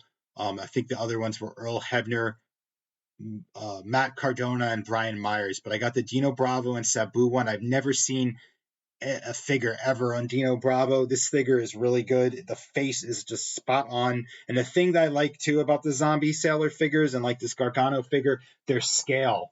And what I mean by scale, I mean they're not all the figures aren't just one size. So like and their bodies, like Bravo's is squattier like you would expect him to be. The Sabu one is probably my favorite Sabu figure I have, and I have a bunch of them. Most of the ones I have a Sabu are from like the mid 2000s, but this one's cool. It's just the detail that really makes them neat. And then I also got a bunch of them from the Series 2 that I pre-ordered as well. And the 3 that I got from that were Kevin Sullivan. I know there's been a few figures on him, but I don't have one. I've never seen. I got a Kevin Sullivan one, and the look they gave him was from his Florida days. He got the look from like the Florida Championship Wrestling when he was doing his character down there. I got a Bruiser Brody one that's really cool. It's got a lot of detail to it. He's wearing the fur vest. He's got the knee pad. It came with the chain. My favorite Zombie Sailor figure I have, and a lot of it has to do with who it is of King Kong Bundy. I've always been a huge King Kong Bundy fan. I have no figures of him. Again, there's been ones out, but I just feel like that's one that doesn't have a lot there. And King Kong Bundy's cool also to me, and one of the reasons the figure's cool to me and is front and center in one of my displays is there's just something about King Kong Bundy I always liked. And then I actually got the chance to meet him, and he was just a super cool guy and super nice, super down to earth. I first met him when I did an interview with him for a magazine. It was one of the final magazine articles I did, probably the last 5 writing for newsstand magazines. We did an interview. It was cool. He did it in character, gave some great quotes. Nice guy. I got to referee a few shows with him on them as well, which was like one of the absolute highlights for me, just because of, I used to watch this guy long before I ever was writing for the magazines on TV. We're talking WrestleMania 2, King Kong Bundy, Hulk Hogan, the Blue Cage. One of the matches I got to referee with him was King Kong Bundy versus Bam Bam Bigelow, and I wasn't scheduled to do that match. I remember they went on first on this show because Bam Bam Bigelow had, as I recall, had to be at another city and get somewhere else, and there wasn't enough time if he worked the last match, like the main event. So they made a last minute decision to put him on first, and him and Bundy. And there were no other refs there at the time. I was fairly new to refereeing, and I was doing, I believe, just like an opening match and one other, and I just happened to be the only one there. So with very little notice, they could like go out there. All of a sudden, there I am out there wrestling with refereeing, with King Kong Bundy and Bam Bam Bigelow, and it was very exciting. There's that fan in me, and I think like a lot of the wrestlers have that fan in them. So there I am with like no notice, basically out there refereeing two of the biggest stars in wrestling, King Kong Bundy and Bam Bam Bigelow. Watch both tons of times as a fan. So the funny thing happened in this match. It's about the only time I really feel like I felt like I made a significant mistake in a match. So Bundy does this 5 count gimmick, right? If you've ever seen this, and I saw him on Mid South doing this, and this is how I remembered it. And I remembered it when I was in a match that was in my head when I was refereeing, where he would ask for a 5 count, right? And when he was doing it like in Mid South, they'd actually count 3, go to 4, and they kick out. So he does this move on Bam Bam Bigelow pretty early in the match because how rushed everything was getting out there. I didn't really know what the finish was going to be. And so I kind of was just going along with things as they flow. All right. So I go 1, 2, and I'm thinking they're going to do kick out at a 4. And I'm like coming to hit the 3, and then Bigelow kicks out, but I'm kind of right down there. And I did this really quick movement of kind of rolling my hand over, and I got much better at doing that later, kind of the 2.95 count. But the way I would do it is as the hand was coming down, I would roll my hips kind of and roll to the side, because I found like if I would try to pull the hand back up, it didn't look as realistic. And kind of the way I'd been schooled in the business by a lot of like the wrestlers that helped guide me when I was first getting in was that you always had to call everything like it was real, right? So I kind of like grazed the mat a little bit for the 3 count, but I'm like, I can't call the match at this point. I'm thinking as my hand's about to hit it, I make this sudden quick movement, I jump up 2, and no one seemed to notice. No one seemed to notice at all. Another good King Kong Bundy story that I'll always remember, right? One thing about him, whenever he was in the locker room, he was very personable. It didn't matter who you were. He was friendly. He used to just sit around with like all the newer, younger independent wrestlers, and not all the big like former WWF stars did that, and that's okay. I mean, you don't have to be social with everybody and go out of your way to be everybody's buddy. Okay, it's fine. Like some of them were kept to themselves, and that they have the right to do that. You know, but it was always cool when one of them would just sit right down there and be chatting up with everybody else. And I remember back then there weren't cell phones. Okay, this is like towards the latter 90s, so maybe a few people had them, like those giant Paulie dangerously kind of cell phones he had in his gimmick, but not a lot of people had them. People use like phone cards, pay phones. Even pagers weren't that common, at least to people in wrestling. And a lot of the guys that were working, these kind of shows had, obviously had other kind of different various side jobs. And one of the wrestlers sold like phone cards. So he's going around to everybody and he's asking like if they'll buy phone cards. And each person pretty much says the same thing, a variation of either I live with my mother, I live with my parents, I live with my mother, I live with my mother, I live with my mother, I live with my mother. And so he's gone to everybody, and everybody's not said no. They just go, I don't need it. I live with my mother or parents. I use her phone. And King Kong Bundy's sitting there, and he stops. He looks up, and he goes, do every one of you guys live with your mother? And Salvatore Sincere, if you remember him, he had a run in WWF. Should have been a much bigger star, in my opinion, okay? Tom Brandy. I'll talk a little bit more about him later in this episode. But he stops and he goes, Chris, that was King Kong Bundy's run. He goes, Chris, you live with your mother too. He goes, oh. And everybody just cracked up laughing. And that story always kind of epitomized King Kong Bundy when I think of him, because he was just so happy-go-lucky. I remember him, just the big laugh of his. Another figure I have here from this week is from the WWE Superstars line. It's Hulk Hogan. It is a 5.5-inch molded figure, and these are kind of in the mold. If you remember the He-Man figures from the 80s, it's Mattel, the same maker. Whereas like this is actually my favorite kind of figure. I don't know what it is about these. Like they're not like you can do a lot of bending with them, but it's kind of like the arms are attached to the upper body. The legs have that kind of ball point where they're attached to the inside there. But I like these figures. They're very cool, and for some reason they're getting harder and harder to find in the stores. I don't know why. They're Walmart exclusives. I have like 85% of the releases, and as they've gotten to like series 5 and on, it's just they're so hit or miss to find anywhere. This one I was very surprised to see there was only one of them there, and it wasn't any others from the WWE Superstars line. I think it came out fairly recently, but they've been doing a lot more in general, like Mattel, of these Hulk Hogan figures pre-Hulkamania, which is cool.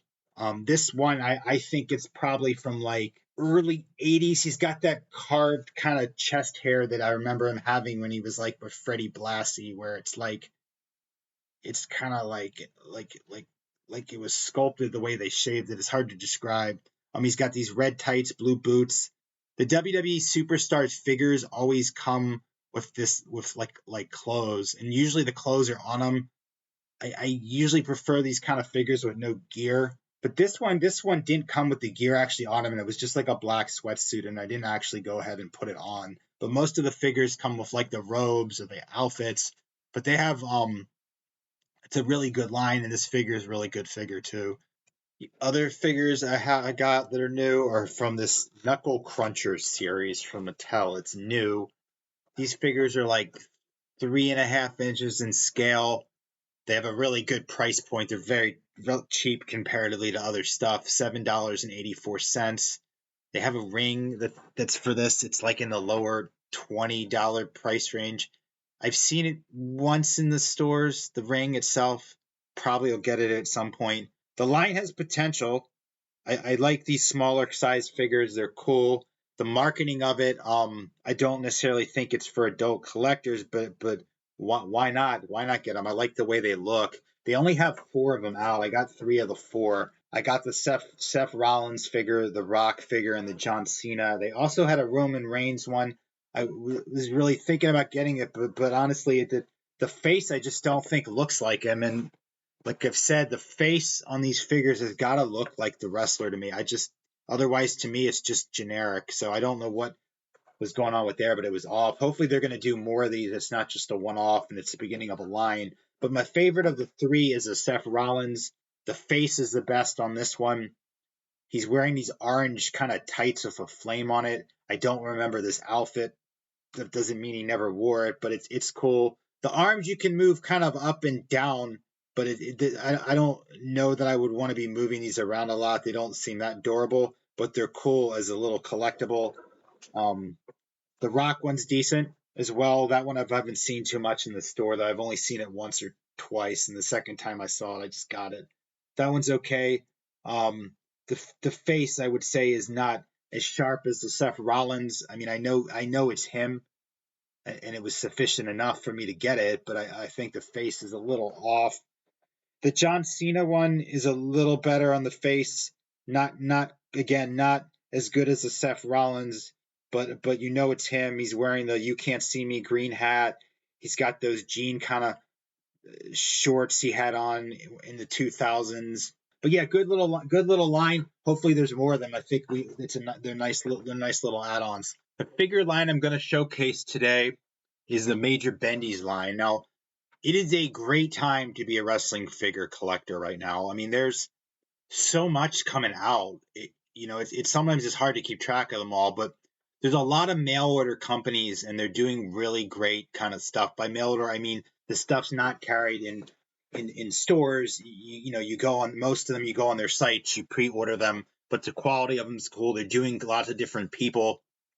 I find you have the WWE and AEW figures in stores, and they're hit or miss on finding a lot of what's released, but you know what? That's part of the excitement of the figure collecting for me is the store experience. So I'm always going to be going and looking for them. It's something fun about going into the store, going through those racks, and trying to find that figure you really want of that person that you don't have, or that for me the ones I really like are the legends, or the ones I really like. Looking for these legends. I mean, I remember Toys R Us, and it's not like that anymore because you'd go in there and there'd be it felt like a whole wall length of wrestling figures. There'd be so much in there. Now sometimes you go in some of these stores and there's maybe 5 or 6 or 7 figures, or the racks are cleaned out, but there's not as much to begin with, or it's a lot of the same ones you've seen before. But it's still the thrill of doing it, and I found some good ones.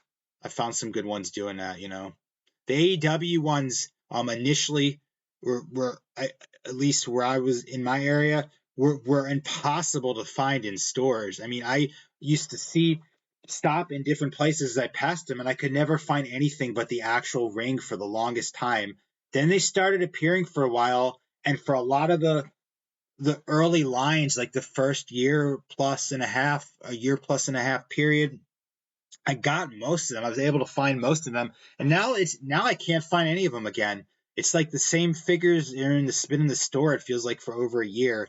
I mean, you can order them if you really want mail order, and they're cranking a lot of them out.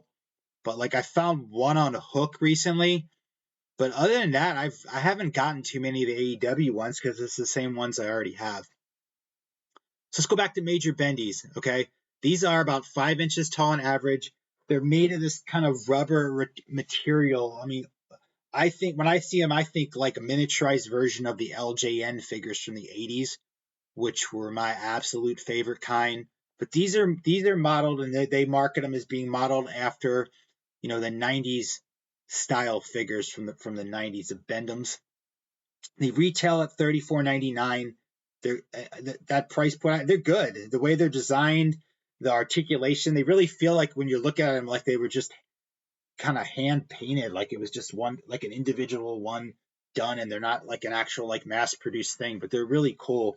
I discovered this line by accident as well because I had just seen that show Ric Flair's last match, the card, and I was wondering, is there merchandise for this event, right?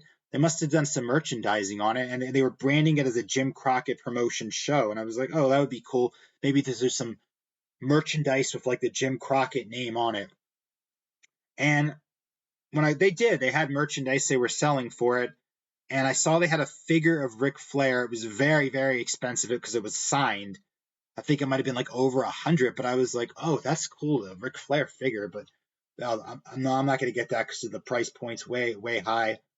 And, I like taking these out of the box anyway, so it kind of defeats the point, right, of getting an autographed box and paying extra. But I kind of blew it up to look closer at it, and I saw it had the line, you know, of the name of what, like Major Bendy's, and it had the websites and all that. And I went and like, oh, what is that? I never heard of that. And it's Matt Cardona and Brian Myers, and it's their thing, and I went on there and I'm like, they had all these figures on there they would put out. I missed Series 1.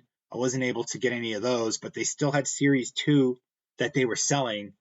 So, and you could still get the Flair. You could get the Flair one through them.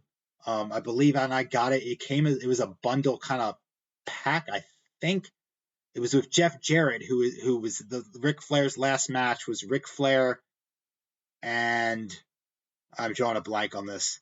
Ric Flair and Andrade versus Jeff Jarrett and Jay Lethal. So they had a pack where you could get Ric Flair with Jeff Jarrett. Either Jeff Jarrett would be his mid 90s look, which was the one I got, or another one that might have been a look of him from the WCW, the early TNA. I couldn't recall, but they had two different options. So that was the first one I got. And when I came in the mail and I got them, I liked them so much, the detail of them. The Flair one, he's wearing like this white robe with some purple decorations on it, like a couple of butterfly and flowers, and he's just and it's a cool looking figure. It says Nature Boy on the back of it. And so I got the line 2, which was Brian Pillman, Adam Baum, Danhausen, and Nick Gage. I'd say of those 4, the Nick Gage one is really, really good. Really hit on. I mean, they're all good, but like that one was probably my favorite of that 4. But they've put out a lot of lines since then. They do sometimes one-off individual figures. I got a Hacksaw Jim Duggan figure that way from them. It's the only Hacksaw Jim Duggan figure I've ever seen and that I have, but it's cool. He's holding the 2x4, and it's cool. It's cool having a smaller one of him. I got a one-off one they did. They've released one of Tyrus. It's really well detailed. I have that one. And then they also have, besides their main line, they have the Extreme series. They're up to 2 volumes of that. I have from 1, I got Sandman and Raven. And from Series 3 of their main line, I have Colt Cabana and Gangrel. And Series 4, I have the Bulldog. I'm looking at that one here. They've been putting out a lot of Bulldog figures at different places, it seems like. But this one, I think, is my favorite of any of the ones I've seen. I actually haven't been even getting the other ones because I just like this one so much. The way it's the detail, the design of it. Facially, totally him, totally Davey Boy Smith. And the gear is from his Heart Foundation era, where it says Bulldog on his pants. He's got the British flag knee pads. He's got that jacket, that leather jacket, the sleeveless jacket, and it says Bulldog Heart Foundation on it. So this is one of my favorites that they've released. Major Bendy's, I encourage you to check them out. They're putting out stuff regularly. One of the things I like about them, like I said, with these companies, you pre-order the stuff if you really want it. You can go on their site and you can find stuff sometimes later here and there, like if it's available. If you really want the figure, pre-order it. But they'll tell you when it's gonna release, approximately like a month, and they're pretty spot on. It's not like it's a month's past and the figure's not there. They tell you it's coming out in January or February, and it seems like every one I've got from them, it's within a week of the time period they have. So I like that. I mean, when you're pre-ordering it and you don't really know when it's being released, sometimes it's hard to make that commitment when there's so many different figures from so many different places being released. I have a huge collection of wrestling DVDs. I mean, these go back from when these were being cranked out in the mid 2000s. I mean, they were readily available in many different chain stores. They were in the days when DVDs were a relatively new technology and only a few years old. The stores always had a wrestling section. And there was just, you'd go there every week, like the new titles would come in Thursday at these different places, and there'd always be different titles coming out. DVDs to me are now, they're more or less obsolete. And I remember when Blockbuster went out, and it just kind of real quick after that, DVDs seemed to become kind of obsolete. I mean, now they're just like a nostalgia, kind of a collector item thing. I mean, streaming kind of ended the DVDs, but I've been rediscovering, revisiting my collection of DVDs for the first time in many years. I've been going through the boxes of DVDs that I have, and I mean, there's more than I even remembered having. I'm looking for ones I don't ever recall watching, and I'm kind of in continuing with the regional promotion theme of last episode. The DVD I'm going to showcase today is St. Louis Wrestling Volume 9. Now, St. Louis Wrestling, in the heyday of the territory system of the 60s, 70s, 80s, this was a major area, but different, right? It wasn't a traditional promotion in the territory sense. By territory sense, I mean like a region, like, where you multiple states and where they're going around in multiple towns. This was like a one city promotion. And St. Louis Wrestling had a long history. I mean, it's weekly show, Wrestling at the Chase. It ran from 1959 to 1983, right? So it's a long time for a show to run, right? And they ran monthly events with some of the biggest names in wrestling that would come in. They'd be at the St. Louis Arena and the Kiel Auditorium, and they'd just bring in a different talent from all over. So it was known as a hot spot. Their major local quote-unquote title was like the Missouri Heavyweight Champion, and that was from like 72 to 85. But mostly on top, it would be the NWA champion, like Harley Race, Ric Flair, coming in there in the main event and defending. The promotion was part of the NWA, but like I said, it was just limited to that area of St. Louis. And the promoter was Sam Muchnick. Any student of wrestling history knows that name. He's a famous name. What he's known for, and this is a great thing to be known for, known for. And you read this anytime you read about him or anybody talking about him, any wrestlers that work for him. He's known for good payoffs. Good payoffs in an era where it wasn't always common. So he retired in 1982, and he sold off the promotion to Bob Geigel and Central States Wrestling, which was a territory nearby. There was a split shortly after that. Larry Matazik, who was a Much Nick's announcer and general manager, he split off. He formed his own group, right? And around all this time, WWF is expanding, right? The expansion's beginning. It's occurring all over the country. And Matazik got involved with WWF. I think from what I was looking this up initially, it was going to be they were partnership, and then it ended up being with WWF taking the time slot for Wrestling at the Chase in late 1983. St. Louis Wrestling, the other faction, from what I could tell in researching this, it was purchased by Jim Crockett Promotions as part of their own expansion. In 1985, kind of absorbed into the Jim Crockett Promotions brand, and then kind of the last card in St. Louis under that was somewhere in early 1986. But this volume 9, the footage is from 1983. And historically, this is a very interesting time period. There's a lot of wrestlers on this DVD that are about to be snapped up by WWF. Wrestling was kind of at the end of one period and about to begin another. This is kind of like where it's transitioning really, and the territories are going to die quickly. Matazik acknowledges this in the kind of the intro to the DVD. He's kind of like the host of it, and there's some cutaways of him.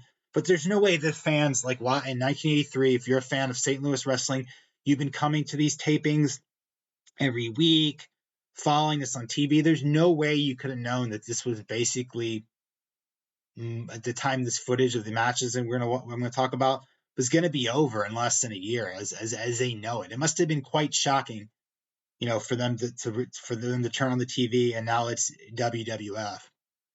So the DVD opens with Larry in the studio, Larry Matazik. He explains some of the context of the footage very briefly. He references NWA, quote-unquote, collapsing, the territory system going under, WWF expanding, but they're not quite in control of St. Louis yet at the time of when all these matches occur. First up, we get Tony Atlas versus Ted Allen. And my guess is this match would have been shortly before Tony Atlas won the WWF Tag Team Championship with Rocky Johnson that same year. Because Atlas looks how I remember him physically from seeing him on VHS tapes back in the 80s. Because I missed his peak years, the early 80s in WWF. I wasn't watching it. But back then you go to a video store and they used to have these Coliseum home videos. And I saw a lot of the early 80s in these kind of compilation tapes. And in this one, Tony Atlas looks as I remembered him from these VHS tapes. He looks huge. I mean, bodybuilder huge. He was a legit Mr. USA champion in 1979. And he had enormous muscles. I mean, even for that era. I'd call this like an enhancement match. And what do I mean by enhancement match? It's like you have the top star and someone else against him that's kind of maybe a local name. It's not a complete washout, the match, but the idea is behind the match is it maybe is mildly competitive a little bit, but they want people to buy tickets for a live event to see a star versus another top star. Next up, we get Adrian Adonis versus Jesse Ortega. This match is much like the match before. It's an enhancement match. Now, Adonis, too, would be off to the WWF soon, and in early 1984, he teamed with Dick Murdoch as a North-South connection. And they'd win the WWF Tag Team Championship from Tony Atlas and Rocky Johnson. Gosh, I forgot Dick Murdoch was even in WWF until like I was seeing Adonis and remembering. Next match we get Ken Timms versus Jerry Oates. Now, these would be two territory names from that era. I've heard of them. I don't recall either of them being on a national promotion by 1985. Timms is like bleach blonde hair heel. Jerry Oates is like your clean cut kind of quintessential well built like baby face of that era. Good guy. He uses a lot of scientific holds. He wins the match with like a spinning toe hold for a submission. Next up, we get Chavo Guerrero Sr. and Tiger Conway versus Randy Savage and Butcher Salvicio. So they announced this match as most falls until curfew wins, and they bill Savage as the ICW World Champion. So ICW was Randy Savage's father, Angelo Poffo. That was his promotion. It was considered an outlaw promotion for the time. Now, let me explain what that means. An outlaw promotion meant they weren't part of the NWA, and they ran in overlapping territories with a NWA affiliated promotion. And the ICW had a pretty length of run for an outlaw promotion. They were from 78 to 84. They had local TV in Lexington, Kentucky. That's where Miss Elizabeth first appeared on there. I recently came across some footage of ICW. Maybe we'll talk about that another time. But it's ICW, yeah, outlaw promotion. Pretty cool to see this footage. Pretty cool to see one of the biggest stars ever in wrestling and Randy Savage just a few years prior to him really hitting it worldwide fame. And for some reason, these tag matches on this tape, they all have two refs. There's one outside and one inside. I'm not quite sure maybe this was like a thing for that era, but the one guy's like standing on the outside the ropes on the apron. So the commentators, they're referencing throughout the match some kind of conflict with Tiger Conway and Randy Savage whenever they're in the ring together. And Guerrero gets a pin like right before the curfew, so which ends up only being about 10 minutes from when the match started. And then Savage and Tiger Conway just kind of fight off. Then next we get Randy Savage versus Jason Reeves.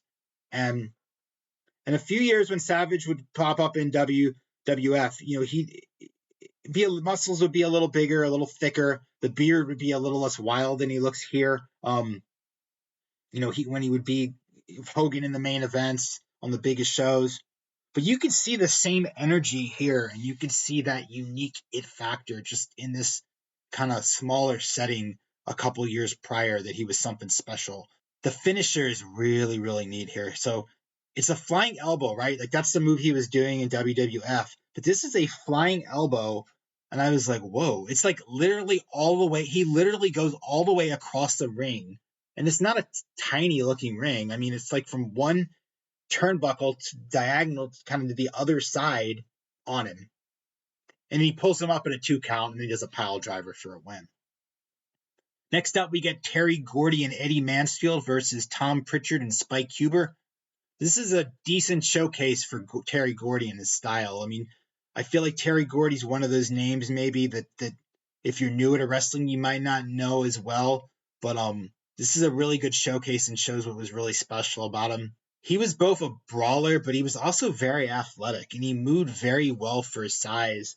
And he had like a lot of versatility to his moves. Like in this match, you get like a Gunther style front drop kick from Gordy, and it looked really impressive. It looks as impressive as it sounds. I mean, Gordy was a big guy, and I was very surprised to see him doing that move. He also does like a really nice, like kind of hanging suplex where he brings like Spike Huber back in the ring. And the finish they do here, Gordy finishes him off. It's an Oriental spike. It's very similar to Solo Sokoa, but after Gordy like hits it, he kind of clamps his hands on his opponent's chest, kind of putting pressure with his like forearms. It's almost like a headlock that slips down is the best way to describe it. Next up, we get a showcase of a feud with a pre-Four Horsemen, Tully Blanchard and Spike Huber feud that these guys were having in this area. And it shows various footage that leads up to their big match, which was an October 1983 Texas Death Match. And there's a lot of cool footage here they put together. It starts off, it's showing this 2-ring battle royal. It looks like it was shot almost from like the rafters of a spectator's seat, like in an upper deck of an arena. It's a neat angle to see. It's like a side camera angle, almost like you're there kind of watching it. It's slightly kind of surveillance camera looking, the footage, but it's cool to see. And it ends up with Tully Blanchard and Spike Huber in the final 2 in the ring. They battle both in and out of the ring. Spike Huber gets a pin over Tully. Spike Huber wins the trophy, wins this match. Then there's footage of Tully Blanchard and Spike Huber in a one-on-one match. And this is a clean, scientific match initially. They maneuver for mat control. It almost feels like an amateur match, with Huber largely controlling it and targeting the left arm throughout, and ends in a time limit draw. So the next chapter to a feud they showcase. We get a 6-man match: Tom Pritchard, Spike Huber, Dominic DeNucci versus Tully Blanchard, Eric Embry, and Killer Carl Cox. Pretty quickly in the match, Tully Blanchard and Spike Huber are going at it, fighting outside the ring, and Tully Blanchard just walks off out of the match. He comes back at the end, attacks Spike Huber. Spike Huber chases him off. And then there's a cutaway with Matazik right after this. He talks briefly about the collapse of the entire promotion that he said occurred not too long after all the footage from this DVD. He mentions he was planning to build the promotion around the Freebirds, Bruiser Brody, and Dick Murdoch. And he had all this all set up, and then WWF kind of came in and took over St. Louis. He doesn't go into a lot of detail, but it gives us a little bit of context. Real quickly mentioned on Spike Huber. So I feel like this is the name of one of those forgotten territory names, right? Like the name sounded familiar, but I just don't remember him from anything. Muscular guy, really good crowd reactions to him. And I was like, let me look him up and see what his story was. And it said he actually wrestled from 1974 to 2000, and he was Dick the Bruiser's son-in-law. But I don't ever remember him in any national format. So this was like my first time really seeing him. Next up, we get footage of Bruiser Brody commercial. It's a local commercial. I'm not sure what kind of store this was. It might have been like an electronics store, but it's a bunch of guys in suits grinning the whole time, probably because they're happy to be there doing his commercial with Bruiser Brody. So we get an outtake of this commercial. Then we get a Bruiser Brody and pre-WWF Nikolai Volkov match. That's followed by Dick Murdoch and Luke Williams of Bushwhacker fame tagging. Dick Murdoch, watching him here and out, man, he looks like you could just pop him right now in a modern wrestling. He just looks tough guy. Even 4 decades later, doesn't look dated or doesn't look like the footage looks cheesy. I mean, he looks like he'd fit in right now. He does a post-match interview, so we get to hear him talk a little bit too. The gem of this DVD, in my opinion, collection is we get some slightly grainy but cool to see footage of Dick Murdoch versus Bruiser Brody from Japan. It's got Matazik doing the voiceover commentary, and this is vintage Bruiser Brody. These are the kind of wild entrances I used to read about in the magazines. There's lots of brawling here. When Brody first comes in, beginning, he goes right through the crowd's scattering, he's waving the chain. But they're brawling throughout this match. Murdoch is bleeding heavily after he gets run into a ring post twice. This is just a wild match. These are the kind of matches I used to hear about with Bruiser Brody when you'd think about him. I mean, you see a lot of moves you wouldn't expect here. You see Dick Murdoch do a drop kick. You see Dick Murdoch do a sunset flip. You see a flying cross body from Bruiser Brody, a double drop kick with the two of them. I was like, I didn't even remember these guys doing moves like that in the U.S. But they end up on their knees. They're trading blows. They're bleeding.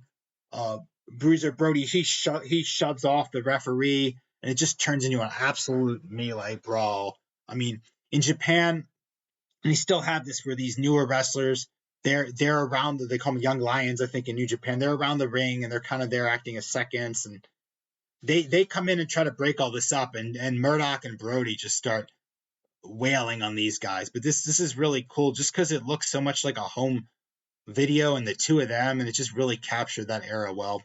There's some bonus footage here in the DVD as well. The most significant, I would say, is a very young-looking Kerry Von Erich with his Missouri heavyweight title, which he held from like January 1983 to April 83, and then the belt was retired shortly after that, like May 83, with Harley Race as the final champion. So I enjoyed this DVD a lot. Like, I'm going to be looking for more in my collection. I'm pretty sure I have a few more volumes of this. I want to track them down and watch them and showcase them. It's one of those DVDs that I just got and never opened, never looked at, and then now I'm like kind of rediscovering this. So I had a lot of fun with this one. The book I'm featuring this episode is called The Six Pack: On the Open Road in Search of WrestleMania. It's a very new release. It just came out in April. The author is Brad Balukian. I usually read like 4 to 5 wrestling like autobiographies at a time. I rotate the books. And in general, I just have a huge collection of these. And like I haven't read all of them. But right now, there's a lot of new ones coming out too. They got some really interesting topics. The way you have to get the wrestling books nowadays, you have to get a mail order. That's really the way to go because for some reason they're no longer in stores. They're very hard to find. It seemed to be like you could go to a bookstore. This is going back like a decade and a half ago when there was tons and tons of books being published. You could go there when they would have their new releases on Thursday, and you would always find a couple of new wrestling books and a good stock in general. But that's not the case anymore. For whatever reason, they seem to be very hard to find in stores. You go to the bookstores, it's the same books, it feels like, that have been there for a year or two. And there's a lot of good ones coming out. Some of the new ones that have either recently come out or about to come out that I'll be getting. There's a biography on Randy Savage. I think that one's already out, and I've been looking for it in the stores because I thought for sure that one would be carried because he's one of the biggest names in wrestling. But I can't find that one either, so I'm going to order that one. There's an autobiography of Black Bart, who was a name in NWA. I would say like late 80s, early 90s. He worked a lot of the opening type matches on the house shows, but he was a territory name. I think it should be an interesting book when I read about what it was covering. And he was in a lot of different territories with a lot of different people and might have some interesting insights. The Steve Kern Chronicles, Volume 2, has just come out. Volume 1 was a fantastic book. One of my all-time favorites. I'm going to review it on one of these upcoming episodes. But it was just absolutely fantastic.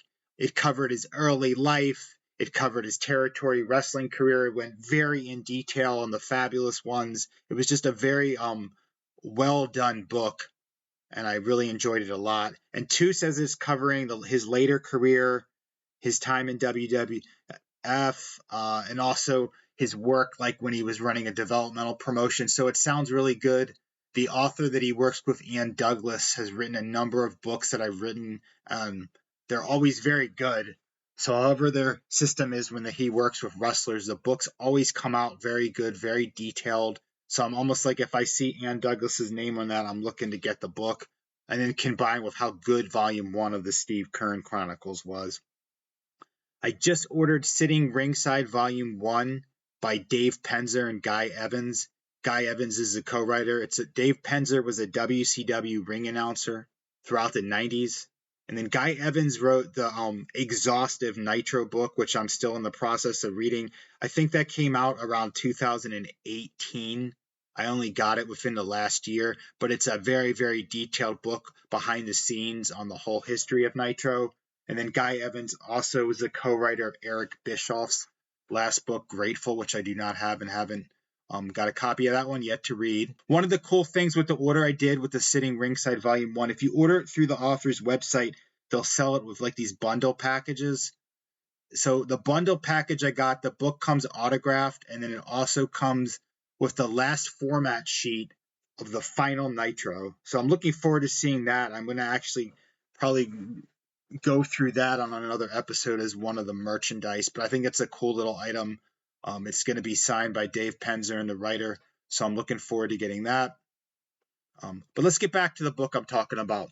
Okay, On the Open Road in Search of WrestleMania. Like I said, I usually read 4 to 5 wrestling books at a time. But once I started reading Open Road, I put all the others aside that I'm in the progress of. And they're all good books I'm in the process of reading. I'm enjoying all of them. So I've read through this book, Open Road. I've read through it much quicker than I would normally read a wrestling book, because pretty much every time I was sitting down to read, let's say, I was picking up this book. And this is flat out one of the best wrestling books I've ever read. This is one of my all-time favorites. Why? Okay. First, the premise is good. It's a good premise. It's different. Brad, I'm going to call him that because I feel like after reading this book, you feel like you know him. You feel like he's a pal. You're hanging out with him, okay?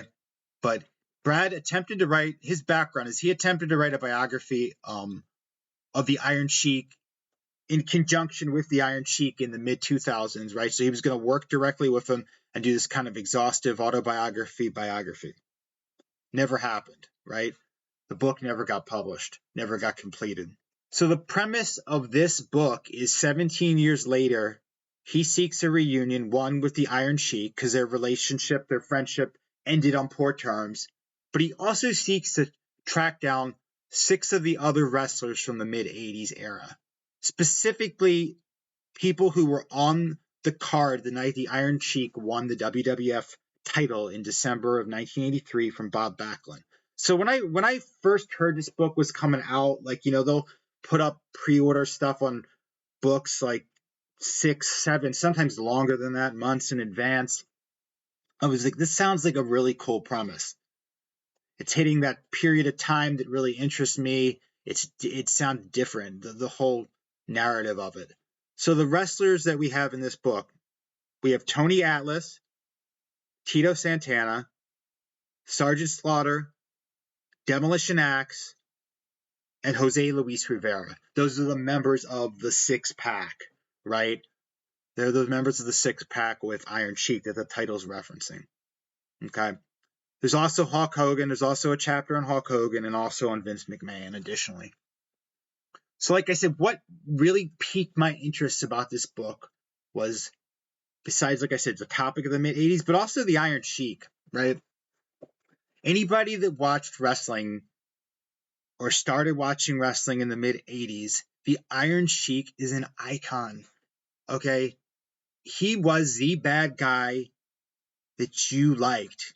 You liked to boo him. He was the man. I mean, he is right up there when you think of 80s wrestlers as iconic to me as Hulk Hogan, Randy Savage. You speak of them all in the same breath. When I was refereeing in the 90s, the Sheik was doing a lot of independent shows. The way the scene kind of was back then is most of these independent cards were filled with guys that were from the local area. It might be people within like an hour or so, give or take, from wherever the match was taking. They were like a local circuit. And then the promoters would usually bring in a WWF name for the main event. And most of these shows were in like small towns or remote areas. So Iron Sheik was one of those names they used to bring in a lot to these shows. And the indie guys just idolized him, right? I mean, besides the fact we all grew up watching him, when he would come in, as I recall, he would come into a lot of these cards, and usually what he would do is he would put over the top guy from the area, the top local guy, which was a little different, right? He would go in there, they'd have a really entertaining match, and in the end, the local guy would win. And he'd put him over and make him look good, but everybody in the locker room would always kind of gather around him, and he would always kind of have like an audience around him. My Iron Sheik story was, there was a wrestling school that I used to go to get some extra time in the ring. I do some, practice matches with trainees, and I just like going there and hanging out in general, and So one time a year they had a Christmas party where everybody came down to the wrestling school. And then they announced, we have a special guest, special surprise guest. They flew in the Iron Sheik from Georgia, right? So they flew him in. Everybody's all excited. The Iron Sheik's there, and one of the things I most remember of that is he had the Persian clubs with him, right? The gimmick where he has those Persian clubs. He lifts them up in the air. He twirls them around. On TV, you watch it, and you're like, oh, well, that doesn't, you have to be strong to do that, but it looks similar to like lifting a weight and this and that, and how hard could that be, right? So the Sheik gets in the ring at the school, and he starts twirling around, the Persian clubs effortlessly. And then he invites anybody that wants to come in to give it a try, right? And there's a lot of big guys there, right? There's a lot of a lot of the trainees that coming in that era tended to be larger guys, ex-football players, bodybuilders, just big guys, right? So a couple of these dudes come in there and they go to pick up the Persian club. They can't even get it off the ground. I mean, they can't even get it, like, if they can get it off the ground, they can't get it above their knee, right? I remember Salvador Sincere. Do you remember him from he was in WWF very briefly in the mid-'90s. I don't know how that guy didn't become a major star. at the time, either there or in WCW. He had a run there, I think, as Johnny Gunn, but Tom Brandy was a name he worked a lot of the independents with before that, and I even think after that run. But this guy was good build, good presence, wrestled well. I mean, it did all the intangibles. So it was one of those ones where you're like, how did this guy not become a top guy in the 90s? But I remember he came in there and he got the closest because he was able to lift these things up to his shoulder, but he still couldn't do the thing, like where do the twirling of the Sheik.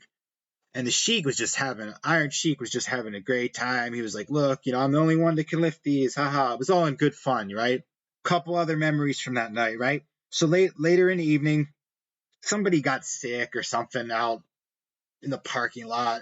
Guys were out there hanging out too. And, I guess he threw up, right? One of the guys comes running in. He's like, the Iron Sheik's out there and he's cutting a promo. He's cutting a promo on the vomit. He's like, it's Hulk Hogan from, 1985. And everybody thought that was hilarious. So at the end of the night, most of the place had cleared out and the owners were like, we're going down to a bar. We're taking Iron Sheik down to a bar. Why don't you come with us? So I'm, okay, sure. And so right before we walk into the bar, the one of the owners of wrestling school, he pulls me aside. He goes, watch what happens when you go. You never gone out and like hung out with one of these guys that were like, in the entourage of where it's like he's a big WWF name. Watch what happens when we go in this bar. Me personally, you will not have to pay for anything all night here. Nobody with us will have to pay for anything. First thing when we walk in there, the guy, they have a DJ on, I think on a stage or something doing music. So this guy just stops what he's doing all of a sudden. God's like, oh my God, it's the Iron Sheik. The Iron Sheik's here. Like, and people knew who this guy was. You didn't have to be like a big wrestling fan to know who he was. Okay. People knew who he was and they're all excited in the bar and they set up this table for us. And sure enough, man, they just kept bringing us whatever we wanted, whether it was food, drinks, whatever, and paid for absolutely nothing. And people would come up to the Iron Sheik and they'd ask for an autograph. And he carried this briefcase with him. And I was like, I was wondering while we were going down there and going in there, like, what is in the briefcase, right? Like what he's carrying his briefcase with him.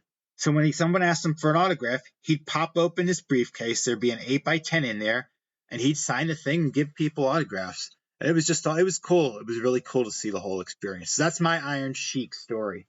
All right, so back to the book. I know, like I said, I sidetrack a lot, but sometimes I think if you're a wrestling fan in general, when you start talking about one wrestling topic, your mind goes to another, and then it kind of relates back to each other. Okay, so back to the book. It's only the second book he ever wrote since when I looked him up. So it's not like he's written a ton of books. He's a newer kind of published writer. The other book was on baseball. It had a similar premise to this, and I don't watch baseball, but I'm definitely going to track down this other book and get it. Because as someone who likes to read books a lot, when you find a writer that you really like how they craft the written word and tell a story in a written form, it largely doesn't matter what they're writing about. They could write about anything. It's going to be good. So I'm looking forward to getting Brad's other book and reading that.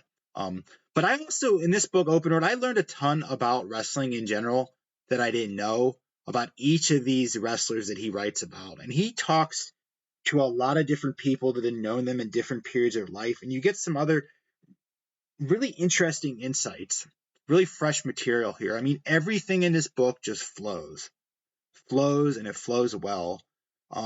Parts of it read like a novel and it's really cool. It's really cool the way he takes that approach. So there's scenes from locker room and historical events written in that third person kind of all-knowing narrative. Like when there's an Iron Sheik chapter that's like this, where Brad takes us back to the night Iron Sheik won the title at Madison Square Garden on December 26, 1983. And it's like you're there kind of behind the scenes, kind of fly on the wall. And I really hope Brad does another wrestling book or some kind of spin-off from this.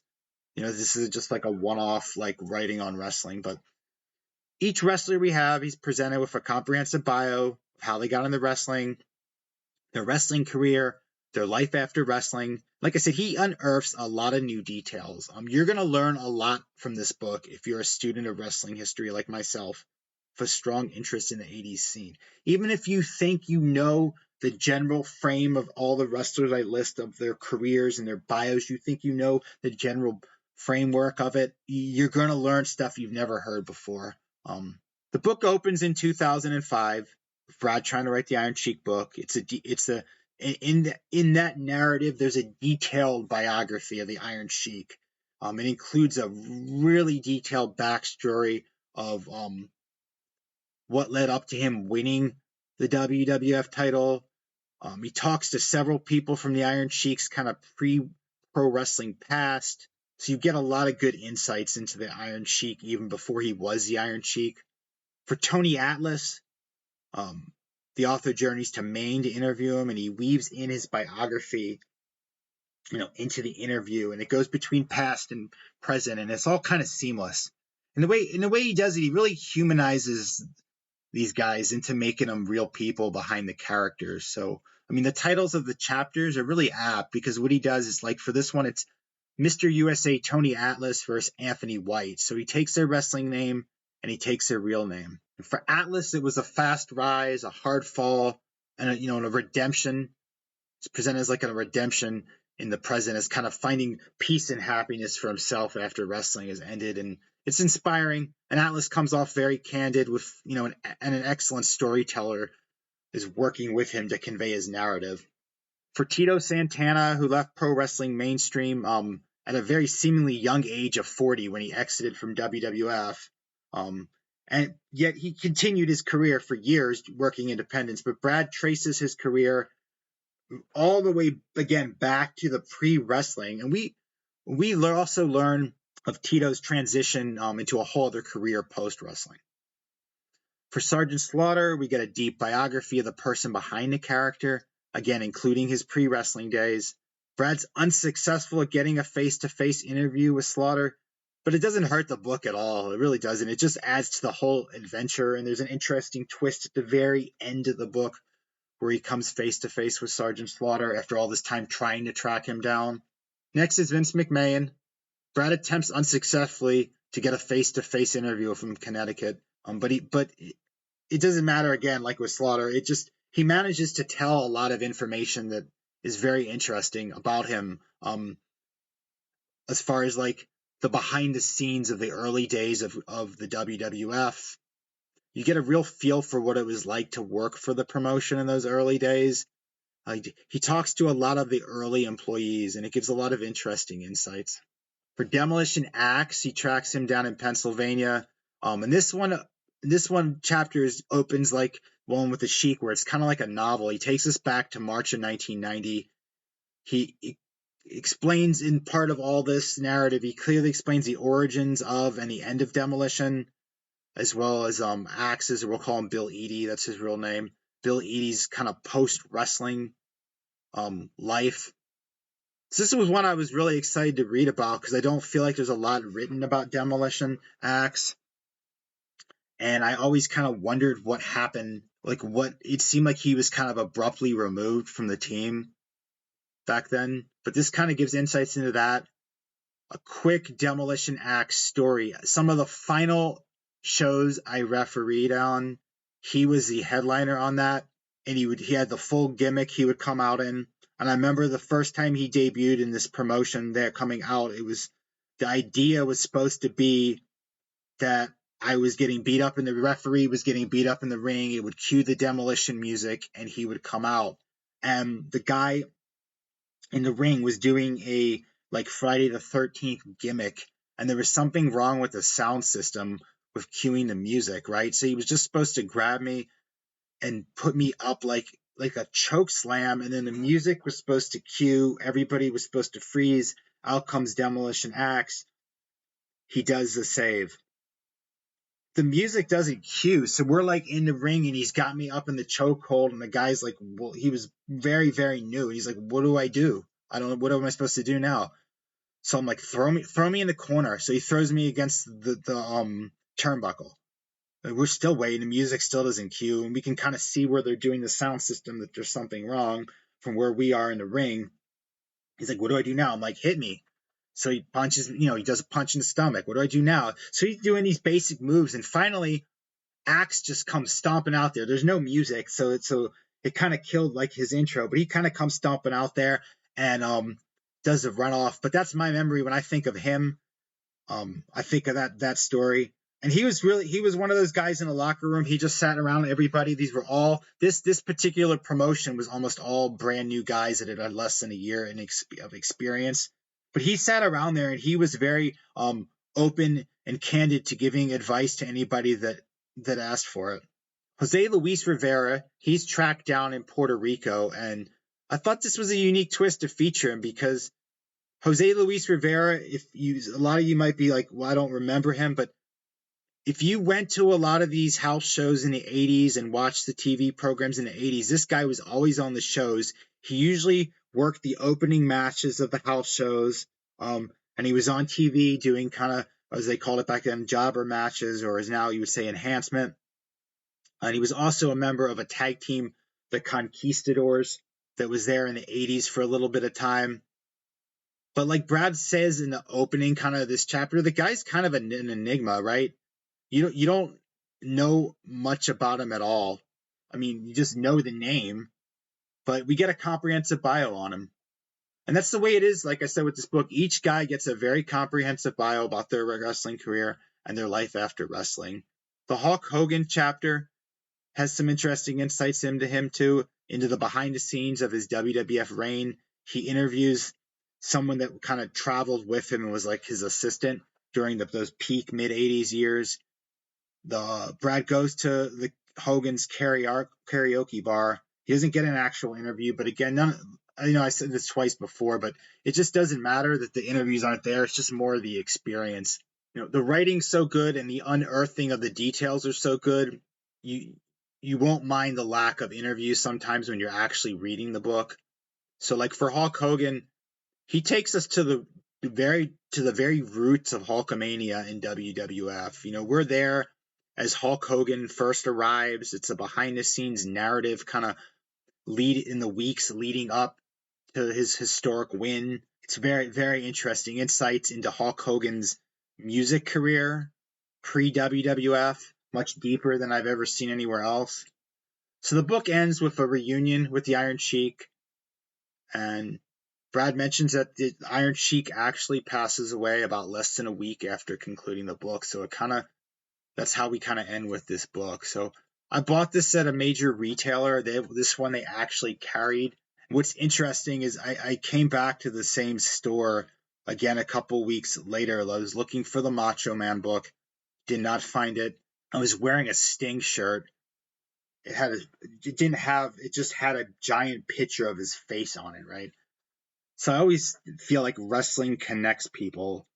If you like wrestling and you run into someone else that likes wrestling, like they're wearing a shirt or something, you just start talking and you get into these detailed conversations with strangers. It happens so many times when I wear any kind of wrestling shirt where people come up to me and start talking to me about wrestling or what they like. So I bought something else at this place and I'm going to the checkout, and the person doing the checkout's like, they go, nice shirt, right? Nice shirt. Sometimes people say that. I'm like, do they like the design of the shirt, or do they actually know what it is? So I'm like, well, did you know who that is on the shirt? And they were like, yeah, that's Sting. That's Sting. And then they were like, there's this new wrestling book that just came out that I heard's in the store here, featuring the Iron Sheik. And I'm like, yeah, I got it a couple weeks ago. I'm about halfway through it. It's a great book. Go get the book. Go buy the book. I'm still telling the employee of the store, like, go buy the book. You won't be disappointed. I'm telling you the same. Go out, get this book. You won't be disappointed. The print media I'm going to feature this episode are two programs from WWF house shows from the late 80s. The first one is from 1988, December of 1988. Right inside, when I open this, the first thing I see is a piece of paper of a printout of the card that night. So let's go through the card. The opening match, and this is December 26, 1988, is World Wrestling Federation. So the opening match, Leaping Lanny Poffo versus Dangerous Danny Davis. Jim Powers next versus Steve Lombardi. Blue Blazer, that was Owen Hart, versus Conquistador #1. That was actually Jose Luis Rivera, who we were just talking about. Coco Beware versus the Red Rooster. That's Terry Taylor. Ronnie Garvin, I almost forgot he was even in WWF. Seems like he was only there for a very, very brief amount of time. Rugged Ronnie Garvin. I think that was the name he went by. So Ronnie Garvin versus Greg the Hammer Valentine. The Rockers versus the Brainbusters. A flag match. The winner will have the flag of his country raised to the arena roof. I'm sure Hacksaw won this one, right? Hacksaw Jim Duggan versus Dino Bravo. We get a WWF Intercontinental Steel Cage match. Ultimate Warrior versus Honky Tonk Man. And our main event, 1 fall, 1 hour time limit, Hulk Hogan versus the Big Boss Man. I don't remember this card at all. That's funny. This is like a loaded card. And then on the bottom, it has all the times you could watch wrestling. So it's a Saturday at 11 a.m., the local channel, and then WWF Superstars of Wrestling. Saturday at 12, WWF Wrestling Challenge. Saturday at 1, WWF Superstars of Wrestling, again, in case you missed it. Saturday at 1 a.m., WWF Wrestling Challenge. So it lists that. And then on the front inside cover, it's got these pictures of all the, I guess, what their top stars at the time. So let's go through who were the top stars here in December of '88 that they featured on the front page of their magazine program. We get Honky Tonk Man. It's like little, like almost like it's like a little yearbook page, like you would look in a school yearbook. We get Honky Tonk Man, Ultimate Warrior, Hulk Hogan, Barbarian, Warlord, Hercules, Hacksaw Jim Duggan, Randy Savage, Elizabeth, Demolition Smash. For some reason, Axe is not next to him. He's at the very bottom of the page, but I'm going in order here. Outlaw Ron Bass, Bobby the Brain Heenan, Andre the Giant, Brutus the Barber Beefcake, Ted DiBiase, the $1 Million Man, Dino Bravo, Ravishing Rick Rude, Demolition Axe, Jake the Snake Roberts, and Bad News Brown. So the next thing we have in this magazine, we have a WWF report. They call it Ring Scene, WWF report. So this is going over all the kind of the feuds that are going on right now. So they're talking about how Boss Man attacked Hulk Hogan on the Brother Love show. It talks about Bad News Brown targeting Randy Savage, who their reference as a world champion. It talks about Honky Tonk Man's frustration over not regaining the Intercontinental title from Ultimate Warrior. And Honky Tonk Man, up until Gunther, just recently, was actually the longest reigning Intercontinental champion, that's pretty amazing when you think about how long that record stands. It mentions the Jake the Snake, Andre the Giant issue. Does anybody remember that one? Where Andre was afraid of snakes. It talks about an impending showdown between Demolition and Powers of Pain. Now, if I remember, Powers of Pain had just arrived here. Warlord and Barbarian had been in NWA, and they were supposed to do the promoter was wanting them to do a scaffold match with the Road Warriors, and they were going to lose the scaffold match. Now, if anybody remembers scaffold matches from that era, the way they end is one guy basically falls off the scaffold. The one in 1986 at Starrcade, the first one I remember, they actually had Jim Cornette. I take a bump off of there as well. But the story behind the scenes was that the Warlord and Barbarian rightfully did not want to take a bump off of a scaffold. If those guys are gigantic, like 6'8", they were back at the time probably 300 pounds plus of muscle. So they ended up going to WWF, and the first feud I think they had was with Demolition, and I believe as part of that feud at some point, they made Demolition the good guys, and Mr. Fuji went with Powers of Pain. But also in this program, we get the Harts Ruggios feud referenced. They talk about the Brainbusters a little bit, Tully and Arn, who had just arrived there fairly recently at the time this was written. One of the other things that's kind of in this program that's loose, now I don't know whether I bought this at the show or how this ended up inside this program, but it's a one-page like flyer advertising a new product, a WWF Superstar autograph color photos It lists Hulk Hogan, Randy Macho Man Savage, Ultimate Warrior, and Jake the Snake Roberts. It seems like it's not clear because it doesn't have a price. It seems like it was a pack you could buy, but maybe you could buy these individually and maybe you would buy them at the show. I have no idea. But inside this program, I found the one for Randy Savage and Elizabeth, and I found the one for Jake the Snake Roberts. And man, these things are in mint condition. They're very nice 8x10s, kind of like publicity photos you would see. And I don't think they're real autographs. I mean, at best, they're like what they call like a copy of an autograph, but they are very cool looking. They're so nice. I'm almost thinking about framing these and putting them up. I don't know how they ended up in here, like I said, but they've been sitting here for like 30 plus years in this program that I haven't opened for decades.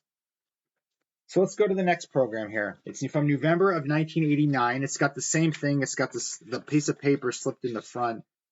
And let's go through the card. This is November 25th, 1989, World Wrestling Federation. It says, Brother Love to interview Miss Elizabeth and sensational Queen Sherry. It's opening match, Al Perez versus the Brooklyn Brawler. And they be sure to tell us all non-title matches have a 20-minute time limit. Paul Roma versus Haku. Hercules versus Dino Bravo. Tito Santana versus Bad News Brown. The Rockers versus the Hart Foundation, Jim the Anvil Neidhart and Bret the Hitman Hart. The Rockers, Shawn Michaels and Marty Jannetty. The Jake the Snake Roberts versus $1 Million Man Ted DiBiase. And in our main event for the crown, 1 fall, 1 hour time limit, Macho King Randy Savage versus Hacksaw Jim Duggan. I actually remember that match, going to that. I don't remember the rest of this card, but I wrote an article on Randy Savage and Jim Duggan, and it got published in one of the wrestling magazines. The reason it got published was through a mutual friend, I met someone that lived in the same town as me that was actually a ringside photographer, and he had photos from this, and he was looking to try to package it with the article. So that's how that article, I remember, got published. And this guy also, he took photos from WW at these WW shows. And like I had mentioned earlier, they didn't allow ringside photography. You couldn't do that if you worked for a magazine. They only their own magazine covered everything, right? So they didn't let outside magazines to interview the wrestlers or take photos. But this guy, his name was Jim.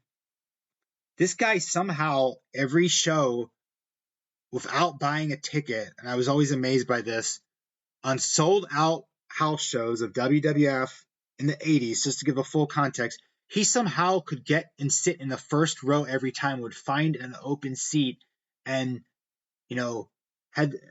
had enough gumption or whatever you want to say to be able to like walk up there to see a vacant seat and basically sit there and pretend like he was his. And he did this every single show.